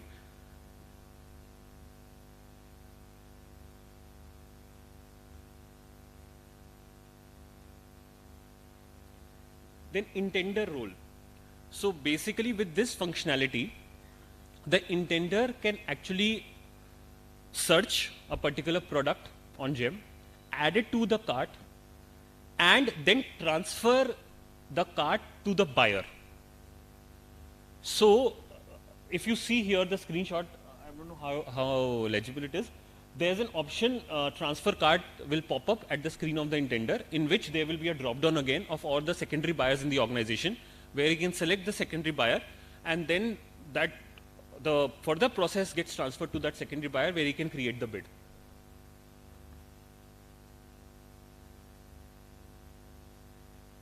Then this is invitation to potential sellers. Again, after the bid is published, the buyer is given, there's a input box where the buyer can actually put email address of the vendors to specifically for the purpose of this bid, whom they want to invite. So up to 50 email addresses are allowed. And as you can see in the screenshot, the bid is published and there enter comma separated email IDs. This pop-up is there where you can enter the, so the direct notification goes to these vendors in which they are given the details. This is the bid number, they're given the link and they're asked to participate in this tender. Now, some of the other things that have been introduced, enhancements that have been introduced. Bunching. So one is that in L1 and in direct purchase, bunching has been disabled. So this was done because there was some, we found out some malpractices in that area, so we discontinued it. Now bunching in case of categories also, we have defined categories which can be bunched. So earlier what was happening, even a table could be bunched with a laptop. So now we have defined categories, groups, we have defined groups of categories which can be bunched. Only those groups can be bunched together. Nevertheless, since it has been introduced very recently, we will also accept any request from your side for bunching. So if you think, if there is a valid and genuine reason that some 2-3 categories should be bunched together because that's how the procurement is done, you can raise a request to us. Our category team will analyze and they will enable it through backend. I mean, it's not a lengthy process. It is just that a request should come from your side and then from our system we can enable the bunch if it is found to be genuine. Transaction, there was a change in the transaction policy with effect from 1st April in which the transaction charges from CPSC to CPSC transaction were waived off, provided it is the procurement is reserved for government. So if there is any private entity that is participating in the tender, then this clause will not be valid. So only the participating entities in the bidder should be government organizations. Cart limit was increased from 25 to 50. Short bid duration. So this is this feature would enable a buyer to open the bid even in 3 days if the buyer uploads the approval of the competent authority regarding urgent procurement. This is only category enabled. This is not in custom bid. So this short bid duration feature is only in category based procurement. Then again, this was introduced in last financial year, in the last quarter, that when the L1 is same and there is item-wise evaluation in the bid, earlier multiple orders used to get created. In the same L1 bidder's name, multiple orders used to get created. Now we have an option of merging the demands. So if the L1 bidder is same, say for 10 schedules, so you can create one order against that particular L1. So in one of the, we received some questions. So I think this was one of the questions. So this has already been enabled, in which you can merge the demands. Then negotiation in ITC and RCM bids was enabled. Then again, this was the first point. We have enabled BOQ and custom bids only for CPSC buyers. Again, we were receiving multiple requests we discontinued it in the last financial year. We were receiving multiple requests to open it for CPSC buyers. So we have done that. Now below 5 lakhs also you can make the purchase in custom bid or BOQ based bidding. But also we would encourage that there are a lot of categories present on GeM. So please first see and do the procurements in categories. If there is anything missing in the category, let us know so that we can inform our category team. But category based procurement is very much encouraged. So again, there were earlier a 3-day window in DP, direct purchase and L1 orders below 5 lakhs, in which the bidder or the seller used to get a 3-day window in which you could accept or reject the order. This has been discontinued with. So all the orders placed on the sellers would deem to be accepted, except in the case of red flag. If the buyer is red flagged, then only the seller will get an option to cancel the order. Or if it is a freight intensive category, then he can cancel the order if the freight charges are not optimal. Otherwise, all the orders would be by default accepted. Again, we were receiving a lot of complaints about help desk. Again, I will tell that there are a lot of interventions still going on when it comes to help desk. We have recently migrated to a different CRM. Earlier we were using a different CRM software for help desk. We have migrated to a new one. So a lot of improvements you will see in the coming months or coming days. But a few I'll speak about now. One is that we used to get a lot of complaints that the tickets are closed without actually resolving the issue. So as a temporary solution, we have started closed looping, which would mean that once a ticket is raised by a buyer, it will not be closed until it is confirmed by the buyer that the issue is resolved. And currently that confirmation is taken via call.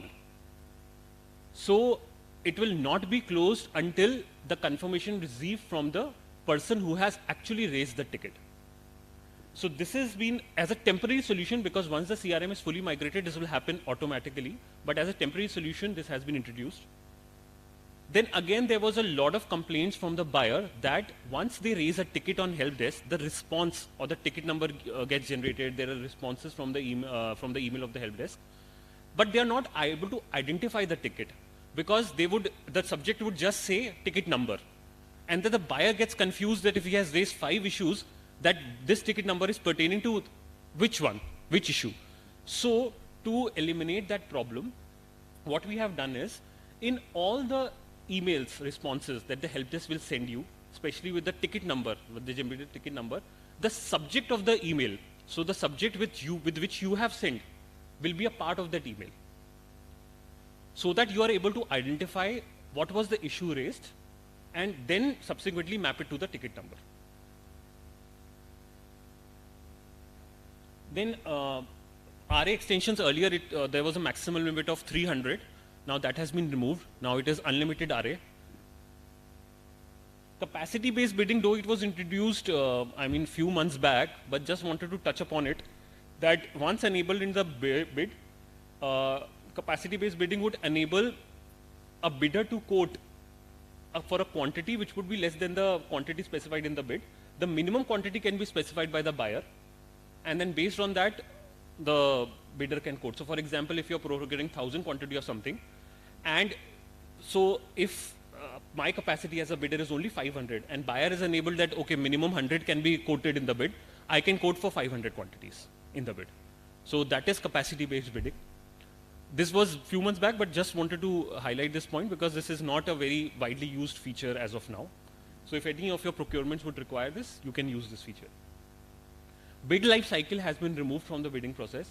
Offer validity exists, and offer validity can also be extended. And for product procurements, we have enabled a total delivery period of 6 years. Then again, financial upload feature, like we said, financial upload feature is already available. The details would come in the financial breakup, will be visible to the buyer during financial breakup. And this can be used to get a price breakup or prices of any, if you need price breakup or you need prices of spares and all, this feature can be used. Again, help desk related, we have also introduced, on the portal itself, a tab for escalating the tickets. So if you think that any of your ticket is not getting resolved in the proper time, there's an escalation button here. Any which ways, you can also forward the mails to me if you think that the help desk, if any of your help desk ticket is pending for long. These are some of the upcoming features, though there are a lot of features in pipeline, but the ones which will be enabled soon. So these are some of the features. Now the system, what happens in our current system is that the EMD value has to be given in percentage by the buyer. The EMD value is calculated by the system, and that is displayed in the bid document. We are doing away with that system. Now the buyer will have to write only the EMD value in the bid document. So what happens so sometimes the buyer has, with the estimated rate, they have slabs of EMD. So for 5 to 10 crores, there would be a EMD slab. So they derive the percentage, and then percentage is rounded off on GeM. So the EMD value varies slightly. So to eliminate that process, we will be just giving you the input field to write the value of EMD. You just write the EMD value and you can move forward. Disqualification of unworkable L1. Currently, this is this thing we are handling offline, in the sense that the buyer sends the request to us. If there's any unworkable rates quoted by the bidder, say for example 1 rupee or anything, so we remove that particular bid, so that the next bidder becomes the L1. So that is being handled offline currently, but this utility would be soon given to the buyers, in which buyer can at their end they can remove the particular bid. Single packet bidding, this was also spoken about earlier in the first half of the session. Currently it's a two-stage bidding process, but soon we will be coming out with a single packet bidding, in which both the financial and technical will be opened simultaneously, and then the buyer can start the evaluation with the L1 bidder and move on. So it will save your time. Then buyer utility for change of technical evaluation result. Currently, if any mistake is done by the buyer in case of technical evaluation, he cannot amend that mistake. So it comes to us, it goes to the backend team does it, it takes 3 to 4 days, and it is inconvenience to both us and the buyer. So we are giving a utility to the buyer in which you will be able to reverse your technical evaluation result if you have done any mistake at your part. Then this is something at our end, that all the custom bids that are floated above with estimated price of above 2 crores will come to GeM officials, who would review the bid, and then it will be published. So if it is the bid could have been made in category, we would surely come back and say that please make the bid in category. So this will be enabled, but it will come to us and then it will be published. So work would also be on our side. Implementation of strategy variation clause. Currently, if GST is changed or any such strategy variation clause is there, that is not enabled on the GeM portal. So that will be enabled with this feature. Then transfer of a bid or order from a buyer to another buyer in the organization. Currently, there is no such functionality that if the bid is in progress, a buyer can transfer the bid. So that functionality would come, which would enable one secondary buyer to transfer the bid during any stage to another secondary buyer. So that will also be made live soon. And then consignee amendment post contract generation. This is also a repeated request from the buyers, both CPSC and states. So we'll be introducing this in the order management. This will come. So yes, so this was just a brief background on the new features and functionalities and what is upcoming. So thank you very much. I think we'll be ready to take questions now.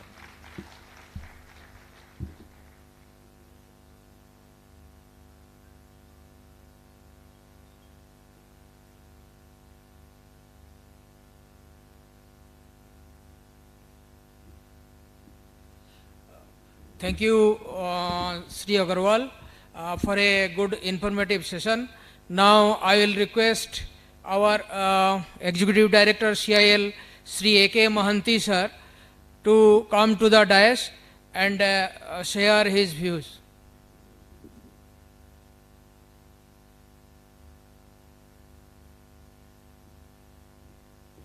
Good afternoon, everybody. Respected CVO Patel Sahab and Mirani Sahab, and the dignitaries from GeM, and all my friends and colleagues, ladies and gentlemen. Johar. अभी नुआखाई अभी गया है, इसलिए सबको जोहार. This is a session which is I was allowed to speak is very challenging, because in the early morning session everyone was fresh and they were attentive. And now they are tending towards the lunch period, so I will request everybody to be give me a confirmation that are they awake. Good afternoon once again.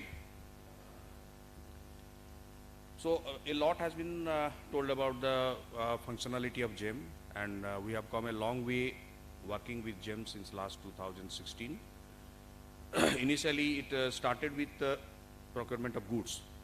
Earlier, we used to think that procurement means goods only, but it came to our surprise that, because it is a fact also, procurement doesn't only limit itself to goods. It is procurement for services and works also. So, but initially we went along with procurement of goods only with GeM, and we have come across a long way ahead, and we are appearing in the top 5 list in the list of procurement potential we have in Coal India also in totality. Now the challenging factor is here that when we talk about improving the contribution of services in GeM, this is the main thing now. The impetus is on services. How much more we can add to the GeM categories they have created so far, like transportation, like your coal transportation OB removal, and of course MDO will be a little bit of a tougher task. But now the time has come that we have to very fast adopt the potential of GeM for tendering all our services.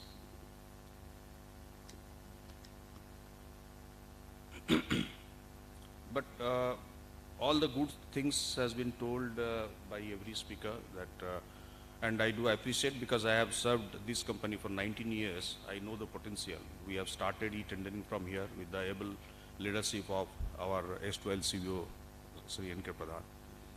And we are very well adapted to the GeM functionalities also. So that is not a challenge for me so far as I believe all the executives of MCL who are here or who are not here also, including some non-executive staff also, those who are dealing with purchase cases and contracts, they are also very well versed with this kind of activity.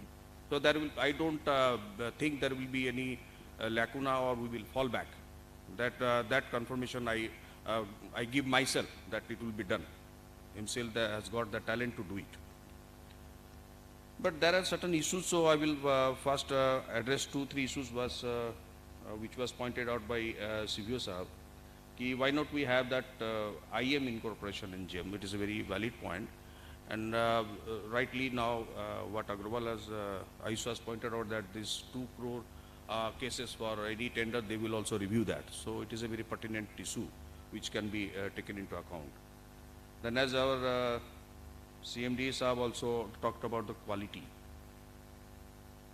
Yes, we are paying master, that is payment is not an issue. When we pay well, we must get the material, quality material for that in time. So there are certain issues when orders were turned down, delivery is not in time,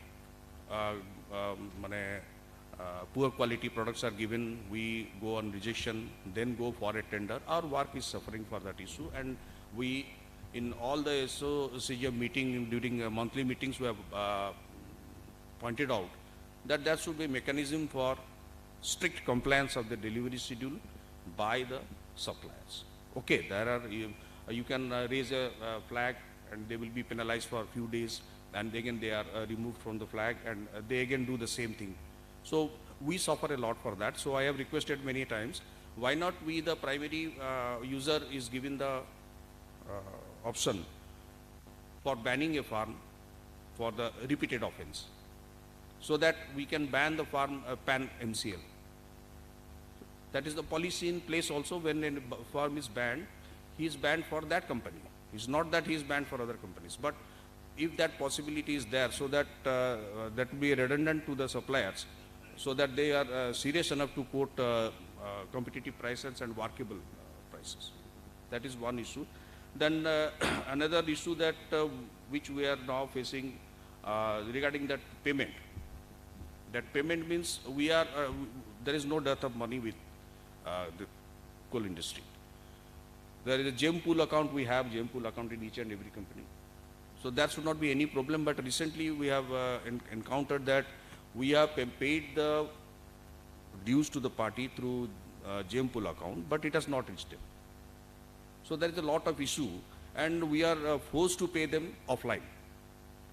And at the same time, my money is blocked at the GeM pool account. So there is a dissatisfaction level from the supplier side that I am not getting the payment, and we have already paid, but we are not being listened to. So this is an issue which has happened since last month. I think I will request also, taking this opportunity here, it should be looked into in a very,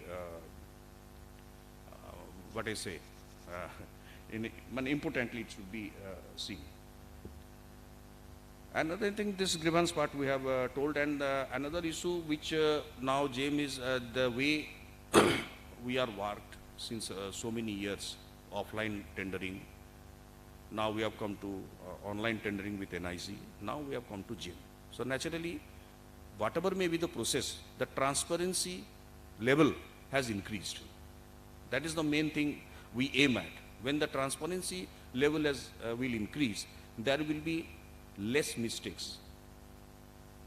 Nobody makes a mistake intentionally. Most of the flaws are found that by the way of working it happens. But when there is a total transparency, people will be there. They will indicate a finger towards you, yes, you are doing a wrong thing. So kindly listen to that. So transparency is very important. And one thing which it has been highlighted that there are cases also, GeM has sent us lists to indicating that from the same IP address, there are issues ki buyer and seller IP address as the same. So what I think this should not happen, but in the initial stage of GeM tendering, when we have started that, we are also a part of what you can conduit, that we also encourage the suppliers to come in. We also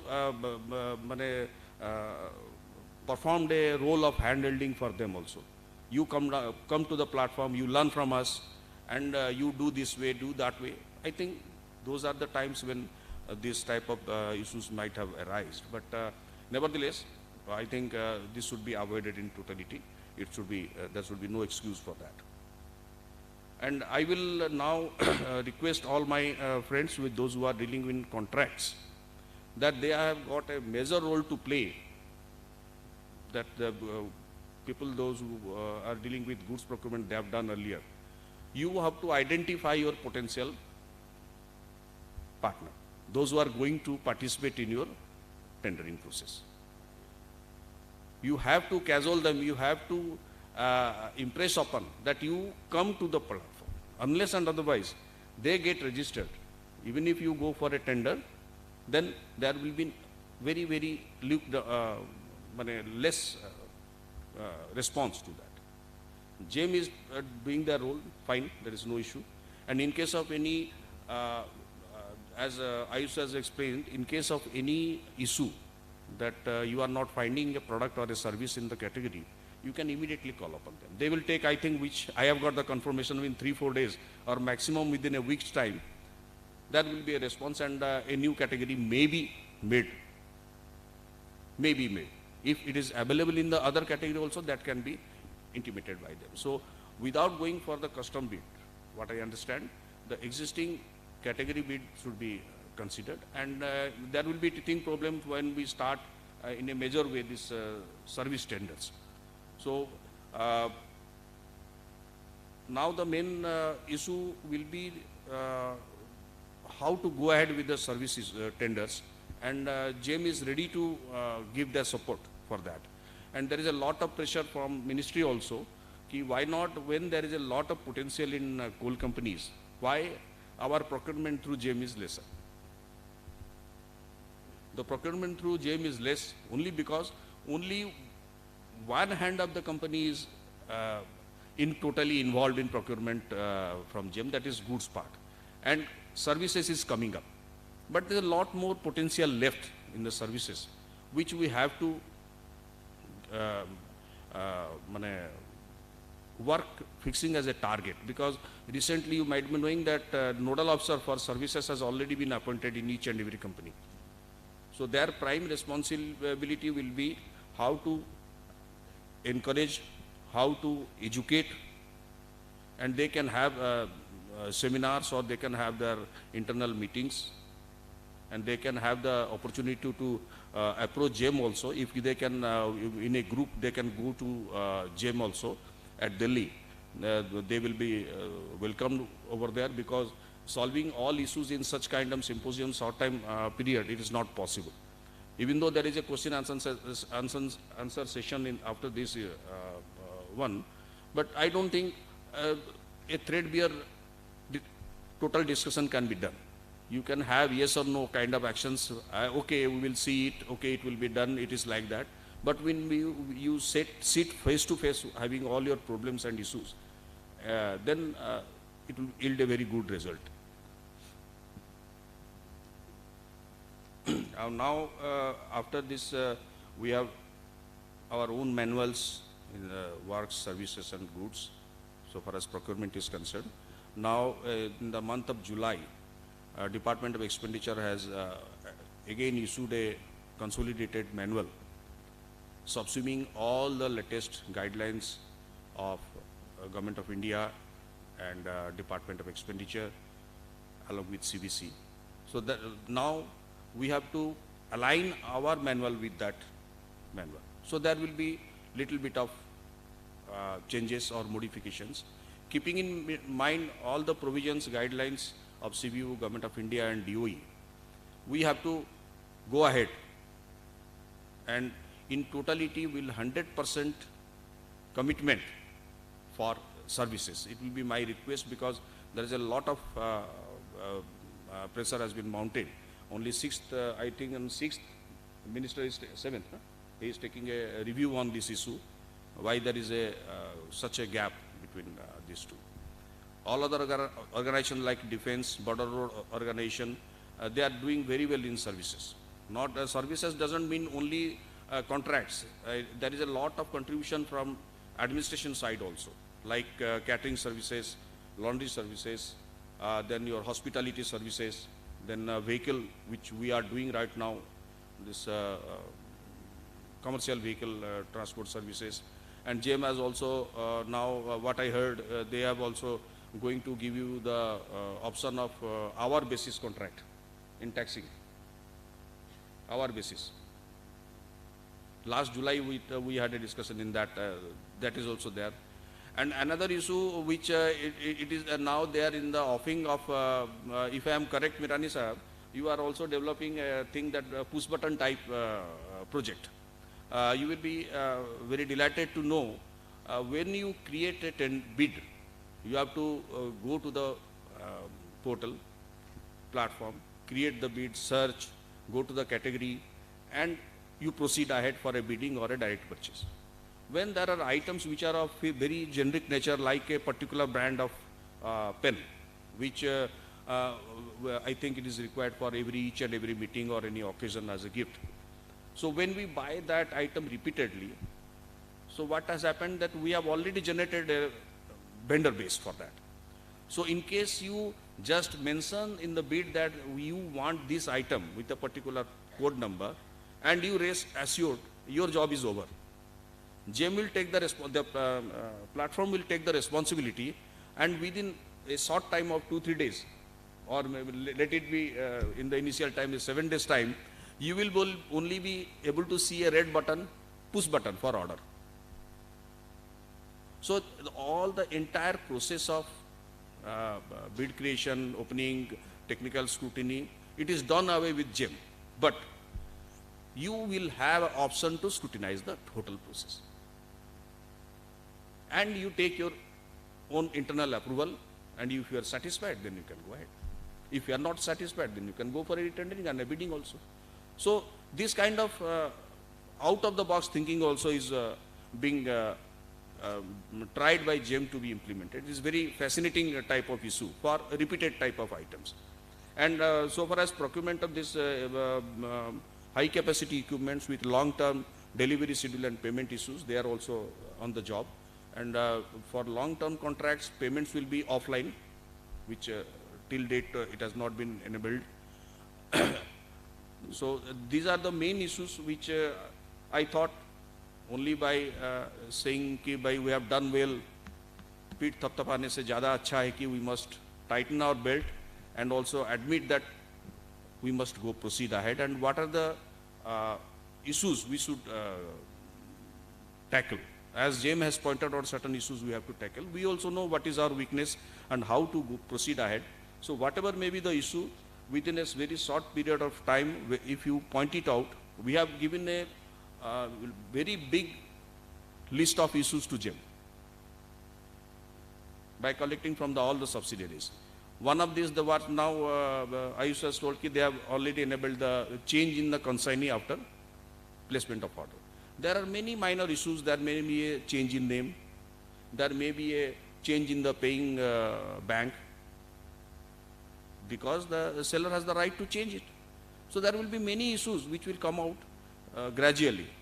But such kind of issues are welcome. You can highlight the issues to the nodal officers, and by compelling, that can be sent to GeM for further hearing and taking necessary action. So once again, I request everybody to tighten their belt for the further task of switching over to GeM in case of contracts. WARS is not done so far. It will be coming after, it will take some time. But there is a lot of potential for contracts, and we must switch over to contract with wholeheartedness, without any second thought in the mind. Thank you.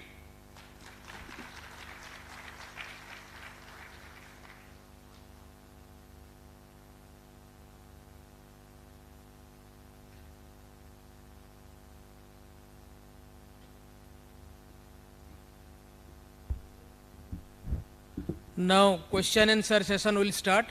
I will request Sri Agarwal and Sri Rai to come to the dais to answer the queries of the participants.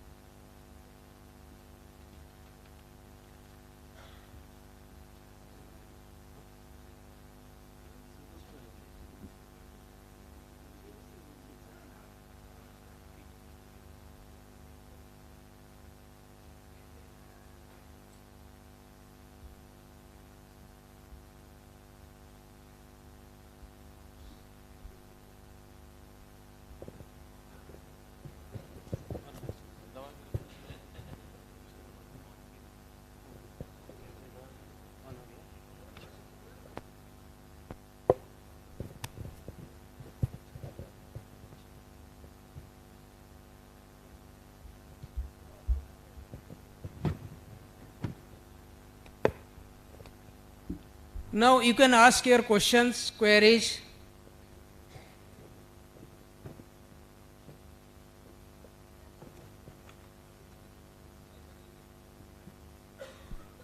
Hello. So good afternoon. I am registered as secondary buyer on GeM. Actually, some prospective bidders have given some issues in the product category. So basically, you have two categories, Q2 and Q3 in product. And in Q2, basically the resellers have to take authorization from the OEM of the product link itself. So some bidders who are having OEM authorization in a physical paper form, but they are not getting authorization in the Q2 category. So this is restricting a lot of buyers from buying, selling the products through the category. The same issue you have also highlighted, that why we are not going through the category of the product categories, and we are doing in custom bid. So this is the major issue, that in Q2 category, the resellers are not getting the authorization, because the sales team is different, who is giving the physical form, and the GeM team is different of the OEMs. And another issue, in services, it is not like that. Services, the bidder is doing himself. So that issue doesn't come there. So that is why we are able to do it in the category. And another thing is, in Q2 category, if you go for a registration as a OEM, so it takes more than 15, 20, 30 days even to do that. And the GeM helpline is very less helpful in this. They are not able to address it. Even as buyers, the GeM helpline is very difficult for us also to deal with. Because what they will say repeatedly, they'll call us 4 or 5 times, they'll tell us to give us screenshots. What to do with the screenshots? They are not able to address the actual issues. So there is an issue with GeM helpline as well.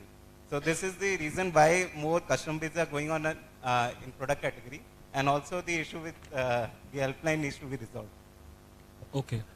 So basically, like I said during my presentation, there are a lot of interventions going on the help desk side. So you will see a lot of improvement in the coming days. There are a lot of changes happening within the organizations. There has been dedicated hiring within GeM for help desk. So you will see improvements there. Regarding your category point, so there are very few Q2 categories as per my understanding. If there's any particular categories that you have in mind where the problem comes, just highlight it to us. We can raise it with the respective category team, and let's see if we can come up with a solution to this. What I deal with is mostly electronic and telecommunication products.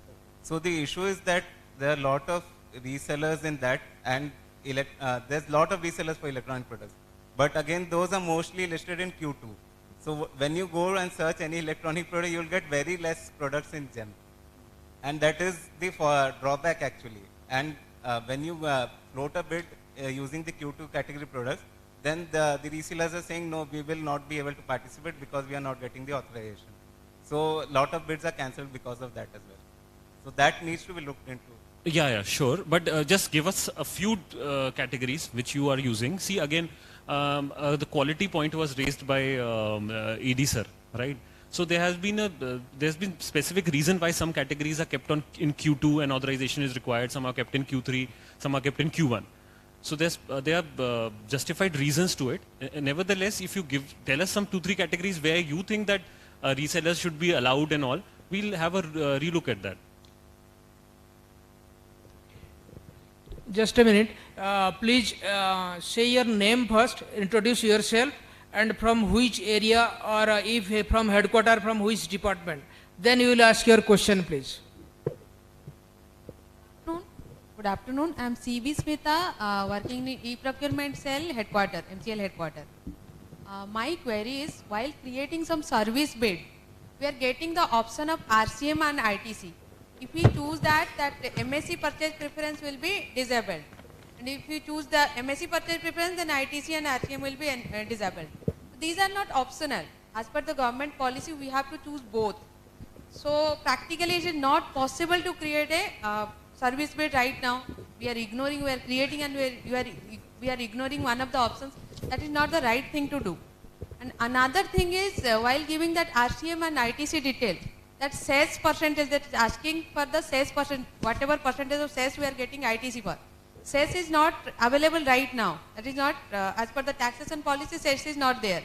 So if you give something there, that is creating some problem in price bid. And in MSME purchase preference also, service is considered as indivisible, but practically that is not there. There is some divisible service contracts also. Their percentage is 100%. Automatically the system is taking 100%. But that should be enabled. The buyer should choose the percentage of preference. Ma'am, to start with the last question, MSC preference is kept as 100% as of now because splitting in service is not there. Once we enable splitting in services, we give you provision for, give you a preference for MSC percentage also. Few services that is creating problem, like vehicle hiring. If we have some 50 or 100 vehicles we are hiring, we have to give the purchase preference for 25% only. We cannot give the purchase preference for entire 100%. So practically that is creating some problem. Okay, ma'am. Once splitting is there, we'll enable that as well also for division of your MSCs. And to answer your first question, ma'am, for RCM, says is not applicable. You also understand that. And as a complete flow, it's there in the system. But yes, we'll think of it again. Like if something category specific or thing can be enabled at our end, we'll also look into that. And what about that MSME and ITC? Yes, both cannot be selected at the same time. That is a flaw in our system. We'll get it checked. Yes, that is a valid point taken. It is pending on our part. Functionality is getting developed also. We have also noticed it previously, and thank you for pointing it out again. We are developing that system. It has already been started. Yeah. Thank you. Good afternoon, sir. Myself, Saroj Prasad, Manager ENM Department, MCL. Sir, I have some queries related to services. First of all, there is no online provision in case of less kilometer running of the vehicle. If suppose in monthly package there are some fixed kilometer running is there, but if our vehicle will run less kilometer than the monthly package, then there is no such formula for deduction. For vehicle hiring services, which was live previously, are package based hiring, where you hire for the entire package and there is no provision to provide payment if you run this vehicles less. Yes, so sir. because that are built on package based system. Now actually we have built No, a separate. in case of means more running kilometer of the vehicle, there is formula. But in Yes. case of less, formula is not provided in LSL. Yeah, but because as per understanding previously that it should be a package based payment only, because you have already purchased that package, so there cannot be reduction into it. But yes, there was provision of extra kilometer and extra hours where a formula was provided, but that was also negligible. We are also providing provisions, we are making, revamping the service also. We will give provisions for the service provider to quote their extra kilometers and extra hour rate, which you will ask for previously, and it will be done, payment would be done on actual usage basis only. But still, for extra, I will just wanted to highlight one service again. We have actually come up with some new service of hiring of a cab, where you can actually hire this cab without fuel, where the payment can be done for that fuel on actual consumption basis, and there is no provision of package in that. So you can use that service. But in that case, there is also issue, sir. Actually, that hiring period that comes under 18% GST, but overall there is only 5% GST. Then how means from our side we are not beneficial. For ITC part, right? GST part. GST 18%. So we have noticed this system, this new provision of 18%. We'll look into that. We are working on it. We are doing our internal research onto that. We'll give a solution to that at the earliest. Secondly, sir, in GeM bid document, it's written mainly that purchase preference for MSC bidders. That means product or services. The MSC have offered product or services, but as per Government of India guidelines, 25th March of 22, the benefits of PPV should be given to all eligible bidders irrespective of the offer service. Then in that case there is conflict. What we will do? Come again with the question, please. It is not clear to us. Sir, in GeM, if we create a contract document in GeM, then it's written for purchase preference of MSCs, central. It's written that having those MSC bidder want to avail that PPP should have the offered product or services. They have the certificate related to offered product or services. But as per the government guidelines, that MSC preference should be given to all the irrespective of the offered product or services. So you're talking about the FAQs that were recently, yeah. So there 22. So there is a discrepancy in that FAQ. The one questions in that FAQ answers it differently. So we have internally written to the ministry to clarify. So we have not changed our stand because we have not received the clarification from the ministry. But if you go again and see that FAQ, you will realize there's one question, I don't remember the... Point number 13, I think FAQ. Point number 13 or 26, something like that. Yeah, so there are the two questions have been answered differently. So in that same FAQ. So I'm not able to recall it now, but I mean there is some discrepancy in the explanation. So we have actually written to the ministry and not changed our stand. Okay, sir. Sir, secondly, other question is from bidder side, bidder used to complain that whenever contract is generated, they used to accept, they have to pay 0.5% of the contract amount, which is huge. But in our e-procurement portal of Coal India, there is no such amount. That's why bidders are getting frustrated. So you're talking about the transaction charges, right? So transaction policy was revised effective 1st April, where the slabs have been reduced. There has been capping introduced above 500 crores, which is the amount would be fixed. Secondly, there are no transaction charge for any transaction less than 5 lakhs. And I mean, until he achieves a milestone of 20 lakhs, that particular seller, he will not be allowed, he will not be asked to pay transaction charge. So, I mean, it has, from 1st April, I mean, this financial year, it has already been substantially, slabs have been reduced. Yes, sir. Other question is, sir, there is no provision of, in case of custom bid, there is no provision of 80 and 20% payment terms. In case of only single means contract, other than custom bid, there is provision, but in case of bunch bid, there is no such provision. We're talking about that ITC Bunch, payment, right? bunch bid, sir, bunch bid. Payment related to payment. Yeah. 80-20%, that 20%, milestone yeah. wala. It is there in custom bid, I guess. It is No, there. no, in case of bunch bid, it's not certain. When you bunch the item, Yeah, then it is yeah, not yeah. there. More than one item is there, then it's unavailable.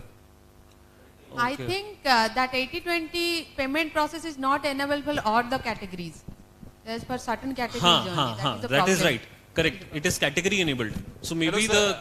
No, the problem is that it is related to custom bid. Okay. In case of custom bid, if we if you have the two items, suppose if you are procuring pump set with motor and pump set with diesel engine. So for this type of pump set, we cannot separate for two tenders. So if you want to put in a tender, so because this pump set requires commissioning, installation, commissioning, testing. So we have to pay 80-20% payment when any supplier supplies the pump set. We have to pay 80% and 20% we will pay after commissioning. But when we float a tender for these two items, then we are not able to keep 80-20% payment. So this creates a problem for us because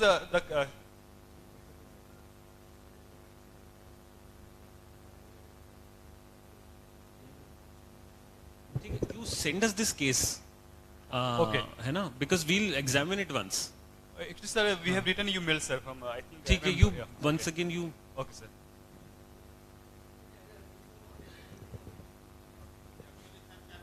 Okay. So actually,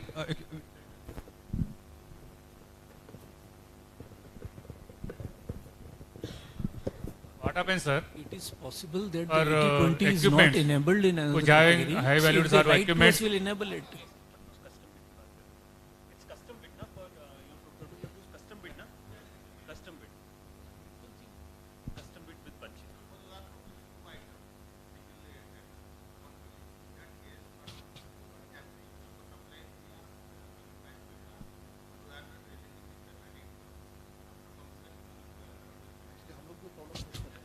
No, no, what I'm, I agree, what this 80-20, no, what I'm saying is it is possible that the two items that you are bunching, one item the 80-20 is enabled and another item 80-20 is not No, it's not enabled. that. It is Both not, are, both items are not that. okay, then you refer it to us, we'll examine it.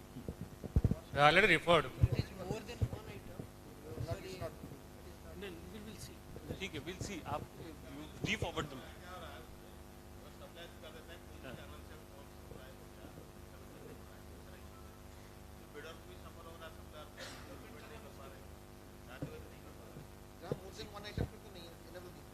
और आपको item wise चाहिए ना 80-20 Item wise. Item wise ना Item wise. चार item है तो एक एक अलग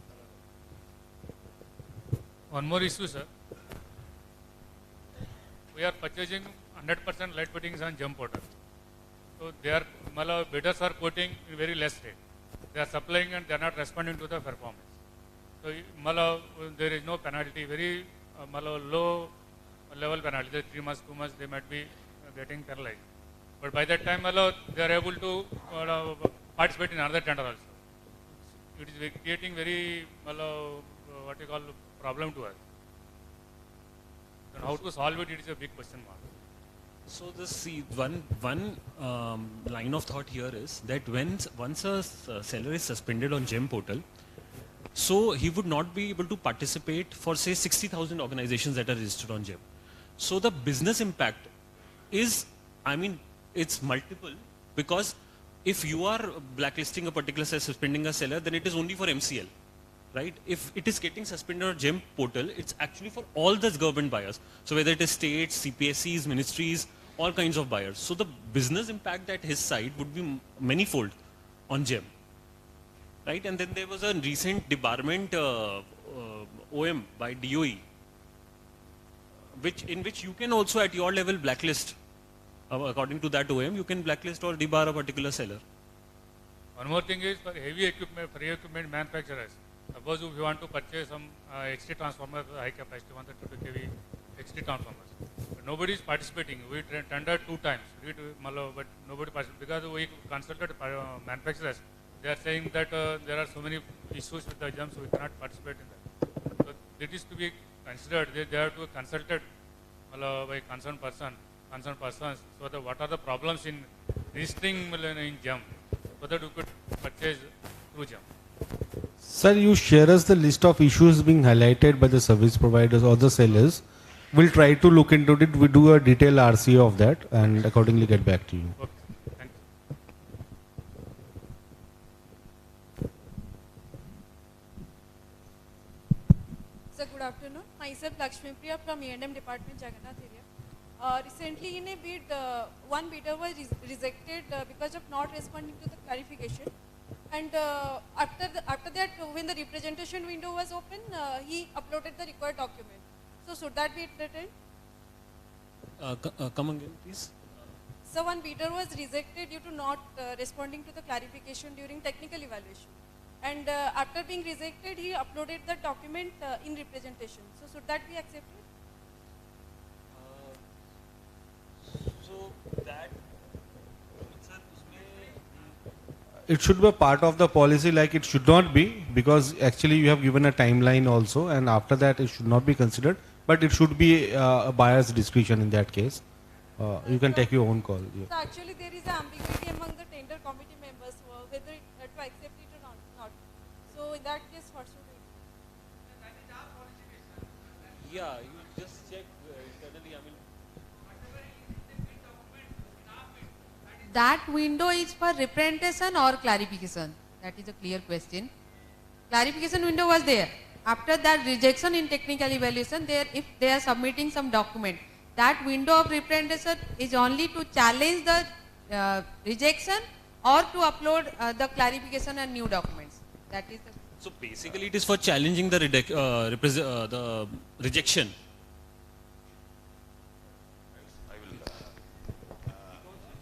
Rejection. I will like to intervene here. There are issues which is related to the portal, the platform. We are talking about that. And when there are issues which comes down, as you have expressed, that it's a policy matter. It is up to you, you have to decide it. You have to go by your policy. There is a provision, no doubt. There is a provision that you can place order, but before placing order, you have to take approval. It is your internal issue. GeM will not restrict or say yes or no to that. And another issue, Rao साहब जो बोल रहे थे, जो procurement of transformer का आपका जो offer नहीं आ रहा है, I will also request you, because we had shared the experience with GeM regarding procurement of underground LED cap lamps. It took us around 3.5 months. So we have to be very persistent about following up the suppliers, and in tandem with GeM, then only that can happen. You have to take a little pain with regard to that. Sir, one with reference to your ma'am, आपका जो issue था ना, आपने GeM has given certain timeline, है ना, 3 दिन में देना है, नहीं दिया तो बस खत्म. बाकी आप कैसे, how he has deposited email में ना, नहीं sir. then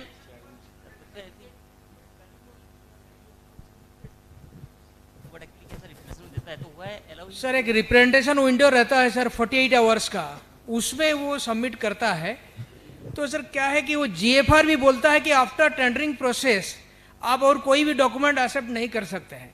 ये तो हम लोग डिसीजन ले लिया, उसमें रिप्रेजेंटेशन है कि आप पहले जो डॉक्यूमेंट दिए हुए हैं उसमें अगर आप रिजेक्शन हुआ है तो आप उसको काउंटर कर सकते हैं कि नहीं मैंने सबमिट किया था और इसमें ये आप लोग इसमें गलती करके हमको रिजेक्ट कर दिया है. बट फ्रेश डॉक्यूमेंट अगर फिर देंगे तो फिर tendering process will extend their. once their tendering process उस तक complete हो चुका है, उसके आगे तो ले नहीं सकते सर. GFR भी सर उसमें वो क्लैरिटी दिया हुआ है सर. मत लो.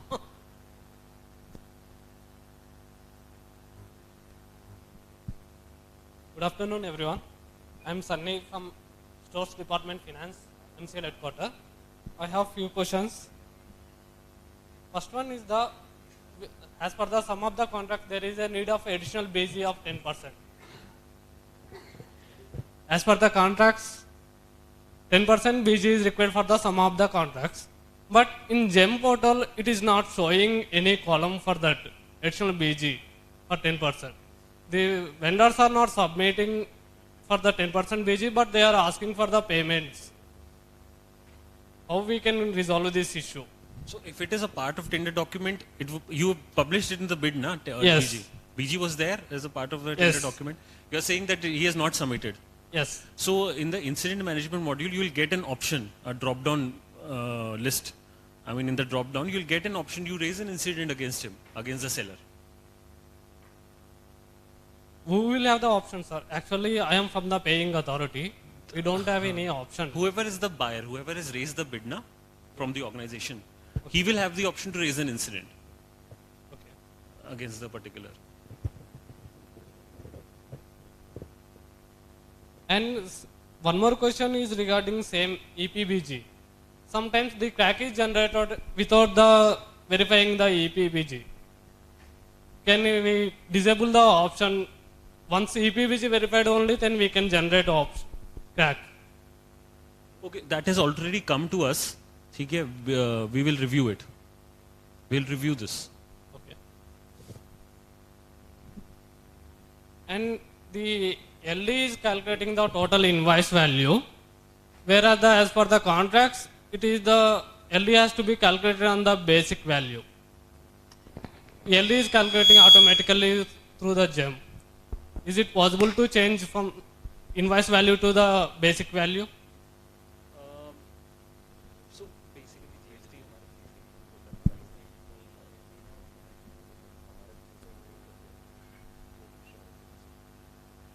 see, currently in our portal, the price is inclusive of everything, all the taxes and all, right? So you want it on the basic, calculation on basic. Yes.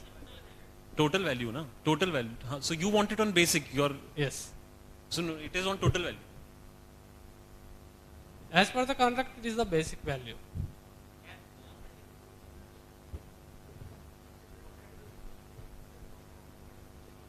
The contract will not be on basic for GeM contract. Contract will be on the total value.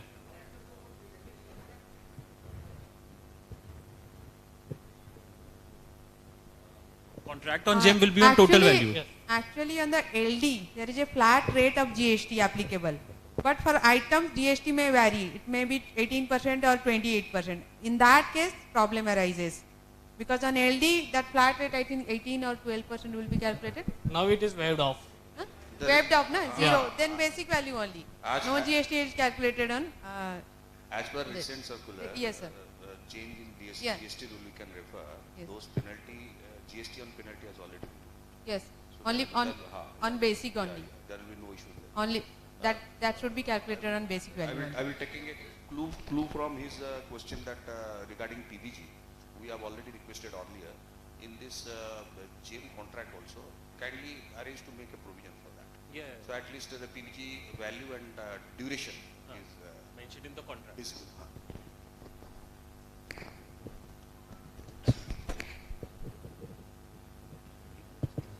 And one more question.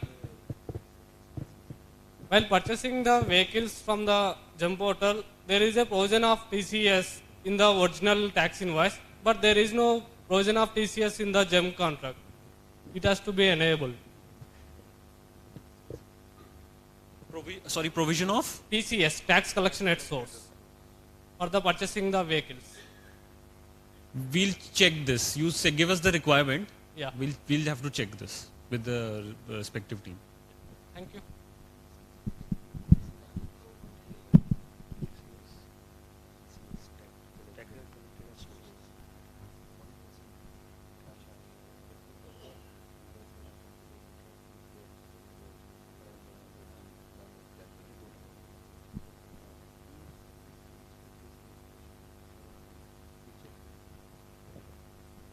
Hello, sir. I am Dr. J.K. Mishra. I am medical superintendent in Headquartered. I deal with medical procurement and technical evaluation.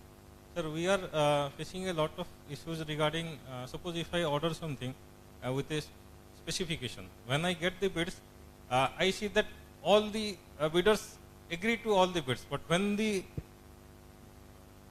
item is delivered to us, it is completely different. Okay. So if you can have an option to let the bidder in your GeM page itself, he should upload this technical specification of his product, so that it will be easier for us to evaluate those things at the beginning itself. It is there because once you open the bid, you see what you had requested and what is here offered. No, they read, in most of the cases, sir, they agree to all the specifications. Yes, even after that, sir, they will just copy paste whatever our specification is there. Yes. The same thing they are doing, sir. Whatever our specification is there, they are just making a printout of that, and this is the technical brochure. Yes. No, sir, they don't give it. They don't give it, sir. Whenever we ask them the technical brochure also, what they are doing is that our specification is there, they will just print it in a page of copy and upload it to us. So see, this might be a seller problem, because if this particular seller is doing it, I mean, a genuine seller would actually upload the technical specification of the product. Sir, last 8 or 10 He's offering. 8 or 10 tenders that I have gone through, I am facing the same problem in each of them. And you raise an incident against that seller, na, if he's supplying something different for what he has agreed to in the bid. Sir, it takes around 2 to 3 months to go one cycle, sir. Then you again cancel that, then again you go, it takes a lot of time. I mean, that is how you weed out these sellers from the system. This thing is additional to my hospital duties. So once you get that thing and you wait for equipment, it takes very, very long time. So if in the product page also, whatever I see in the GeM when I log in, if there is a option where I can download the product page from the site itself, or the whoever is the OEM has generated the PDF of copy of that. If that is available to me, I can just download it and I can check it whether the product is complying with the. See, I mean, I don't know how this will solve the problem, because you're already creating the bid using a particular catalog. Yes. Now the seller is already uploading that his catalogs in that category. So when he's participating using his catalog, his specifications would appear in the bid. I am giving just an example. I procured a transport ventilator recently. Okay, I procured a transport ventilator recently, sir. Okay. There we had given a number of breaths per minute is one of our criteria. Okay. Even for the third clarification, the bidder stated that yes, I have it, but I was in doubt. I went to the manufacturer site, I downloaded the brochure, and it was written. Okay, the manufacturer has clearly written that the maximum number of respirations per minute that can be generated is only 55. Okay, but the bidder is continuously giving, and the document he has supplied to me is a PDF where he has edited that thing and he has made it 80, sir. Okay, so in that case, how can you deal with that? You raise an incident against the seller because he is giving you false information. If what you are saying, what I understand from what you are saying. And this has been a recurrent thing, sir. How many times that we can generate those things? There has to be some accountability. We get it what we want. Suppose if I want something, then it should be there in the GeM kit. They should verify. You should verify it from the beginning. This product is matching up to that standard, sir. You see, you raise an incident. Incident के बाद action once it comes to GeM admin के पास आएगा उस पे action review होके action होएगा उसी तरह से मतलब the thing is that is how the system will weed out such sellers but if you are not in raising an incident then how will GeM come to know that this has happened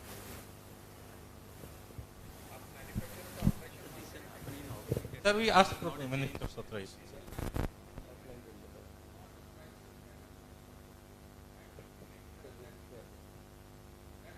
Sir, manufacturers, they do not entertain this sort of things, sir.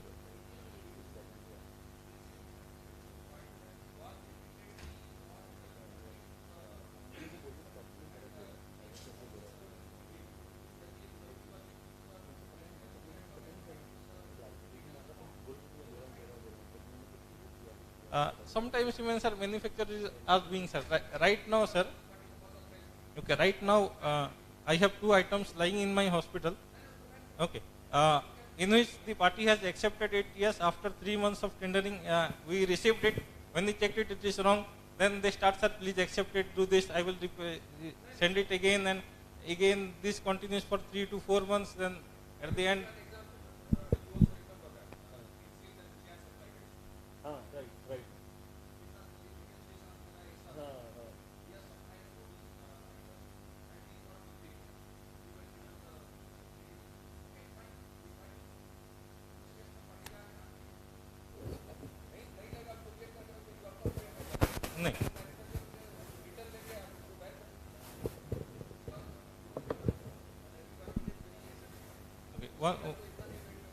one more thing that we usually face is that, sir, suppose if I am getting something and we write that the product installation should be there.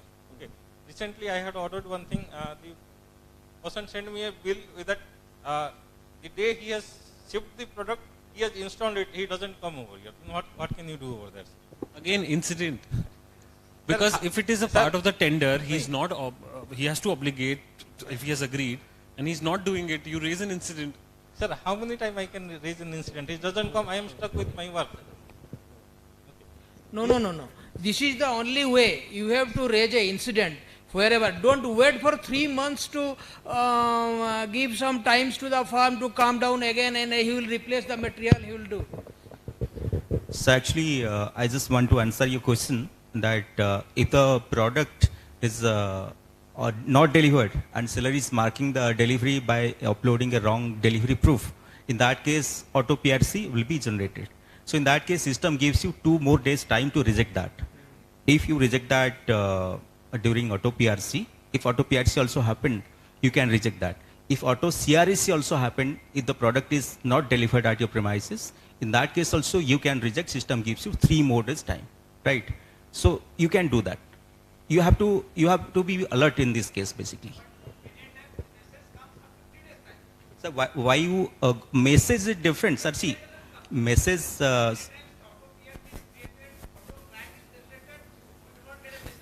Sir, your consignee has to be in alert. You have to check it from your system, or don't depend on SMS. Right, that's what I said, sir. Message bit don't expect due to that technical error, server error, the service provider fault. But in that case, your consignee has to be alert in this case. Since Sir, we are also what we'll be doing. I mean, that is already in pipeline. That in any dashboard, the buyer dashboard, there will be alerts. So whatever like is due or pending, there will be alerts like this PRC is pending at your end. This CRAC is going to going to auto mode. So these alerts will appear in your dashboard. Yeah. I mean, whatever will be like pending at the buyer's end to do, that is something in pipeline. Sir, if I may, sir, Assistant Manager, Materials Management Department. Sir, I've been working with Dr. Mishra for like the last 4 years in GeM portal for medical equipments. Sir, actually, I had worked in, I've worked for departments like ENT systems, now working with HEM space also, but never have I had cases compared to medical that so many cases get rejected because of mismatch in technical specifications after delivery of materials. This is happening more in medical equipment, sir, from GeM portal. I'm not sure what is the exact reason. Sir, recently we had asked for brochures also, like all the cases we are asking brochures. But still this issue happens after delivery, there is a mismatch in specification. Actually, what he is also concerned is that, sir, these are all medical items, life-saving equipments. We need it, it's time-bound. We need it on time. But when we keep on retendering again and again, there's no point then. Like, he's also, like, a lot of people suffer because of that. So we just need, like, if there's any solution for this. Was it category-based procurement? Yes, everything is category-based. We have not gone for custom bid so far in medical equipments. Okay. You just tell us the categories. Okay. एक बार आप बता दीजिए what are the categories? Actually, there are so many categories. We have no, मतलब you give us the your top 5, top 10, whatever, जिसमें problems आ रही है ना? Okay. In the categories where you see these problems happening. Okay. ठीक है. You want me to give it now or like? Okay. Yeah, you can share this with through mail. Okay, this is the last question. Now, sir, one more thing to the doctor. I just wanted to inform one thing that you can try out leasing also because in that case the ownership of the product will not only be on you, it will be on the service provider only. So, and recently MCL is concluding a bid, is in the process of concluding a bid of leasing of CT scans machines, which is worth 14 CR also. I think it's the period of 10 years or 7 years. 10 years. So you can try it out. It might help you out, like in these kind of situations also. You can try it out here. okay, only one question more. Mahapatra साहब को दीजिए mic.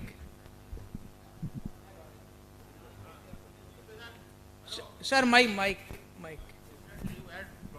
In GeM portal for light fitting, it is around 3 lakhs. We got 34 offers, bidders.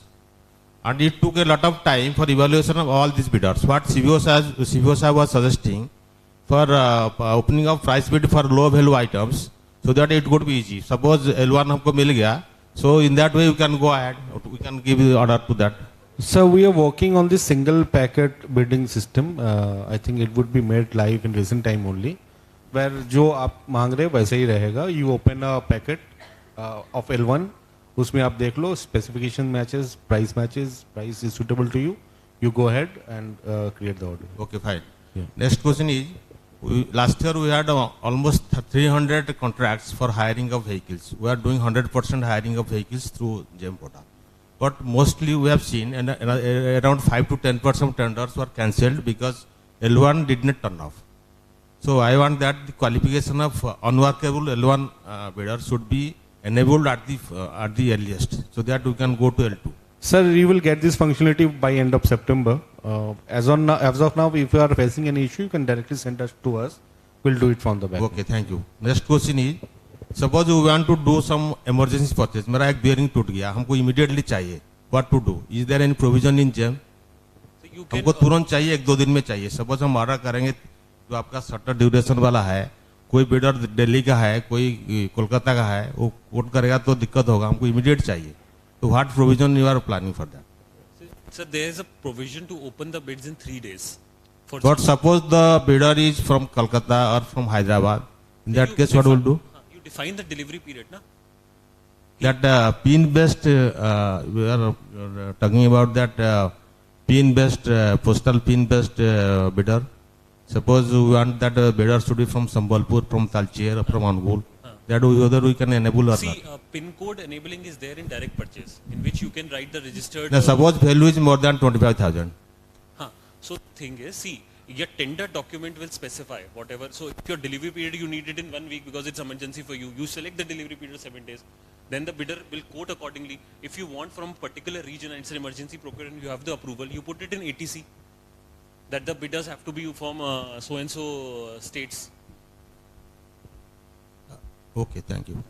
Actually, there are so many issues in vehicle hiring, what Mr. Saroj was telling. Actually, it is not being addressed properly. So my request that the GeM people should respond quickly so that our problems should be sorted out at the earliest. Sure. Sir, we'll conduct a separate session for vehicle hiring only in that case. A lot of issues are there from the areas. Areas people are not telling because there is paucity of time, but there are a lot of issues.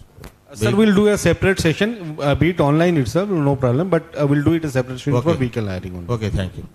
Sir एक बार ना वो नई service भी check कर लीजिए, वो monthly cabin hiring without fuel. नहीं, उसमें इशू है ना जो 18% 5% इशू जो बता रहा था, 5% इशू पहले हम लोग क्या कर रहे हैं, अभी 5% में दे रहे हैं जीएसटी. अगर 18% में देंगे, that will not be beneficial to the company. That point you are working out or GST finance एक बार people. डिस्कस कर लेंगे आपके साथ. Okay.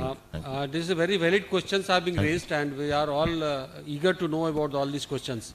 I hope you will conduct a VC conference with the GeM people to sort out all issues related to the vehicle hiring. We'll shortly organize a program accordingly. Okay, thank you.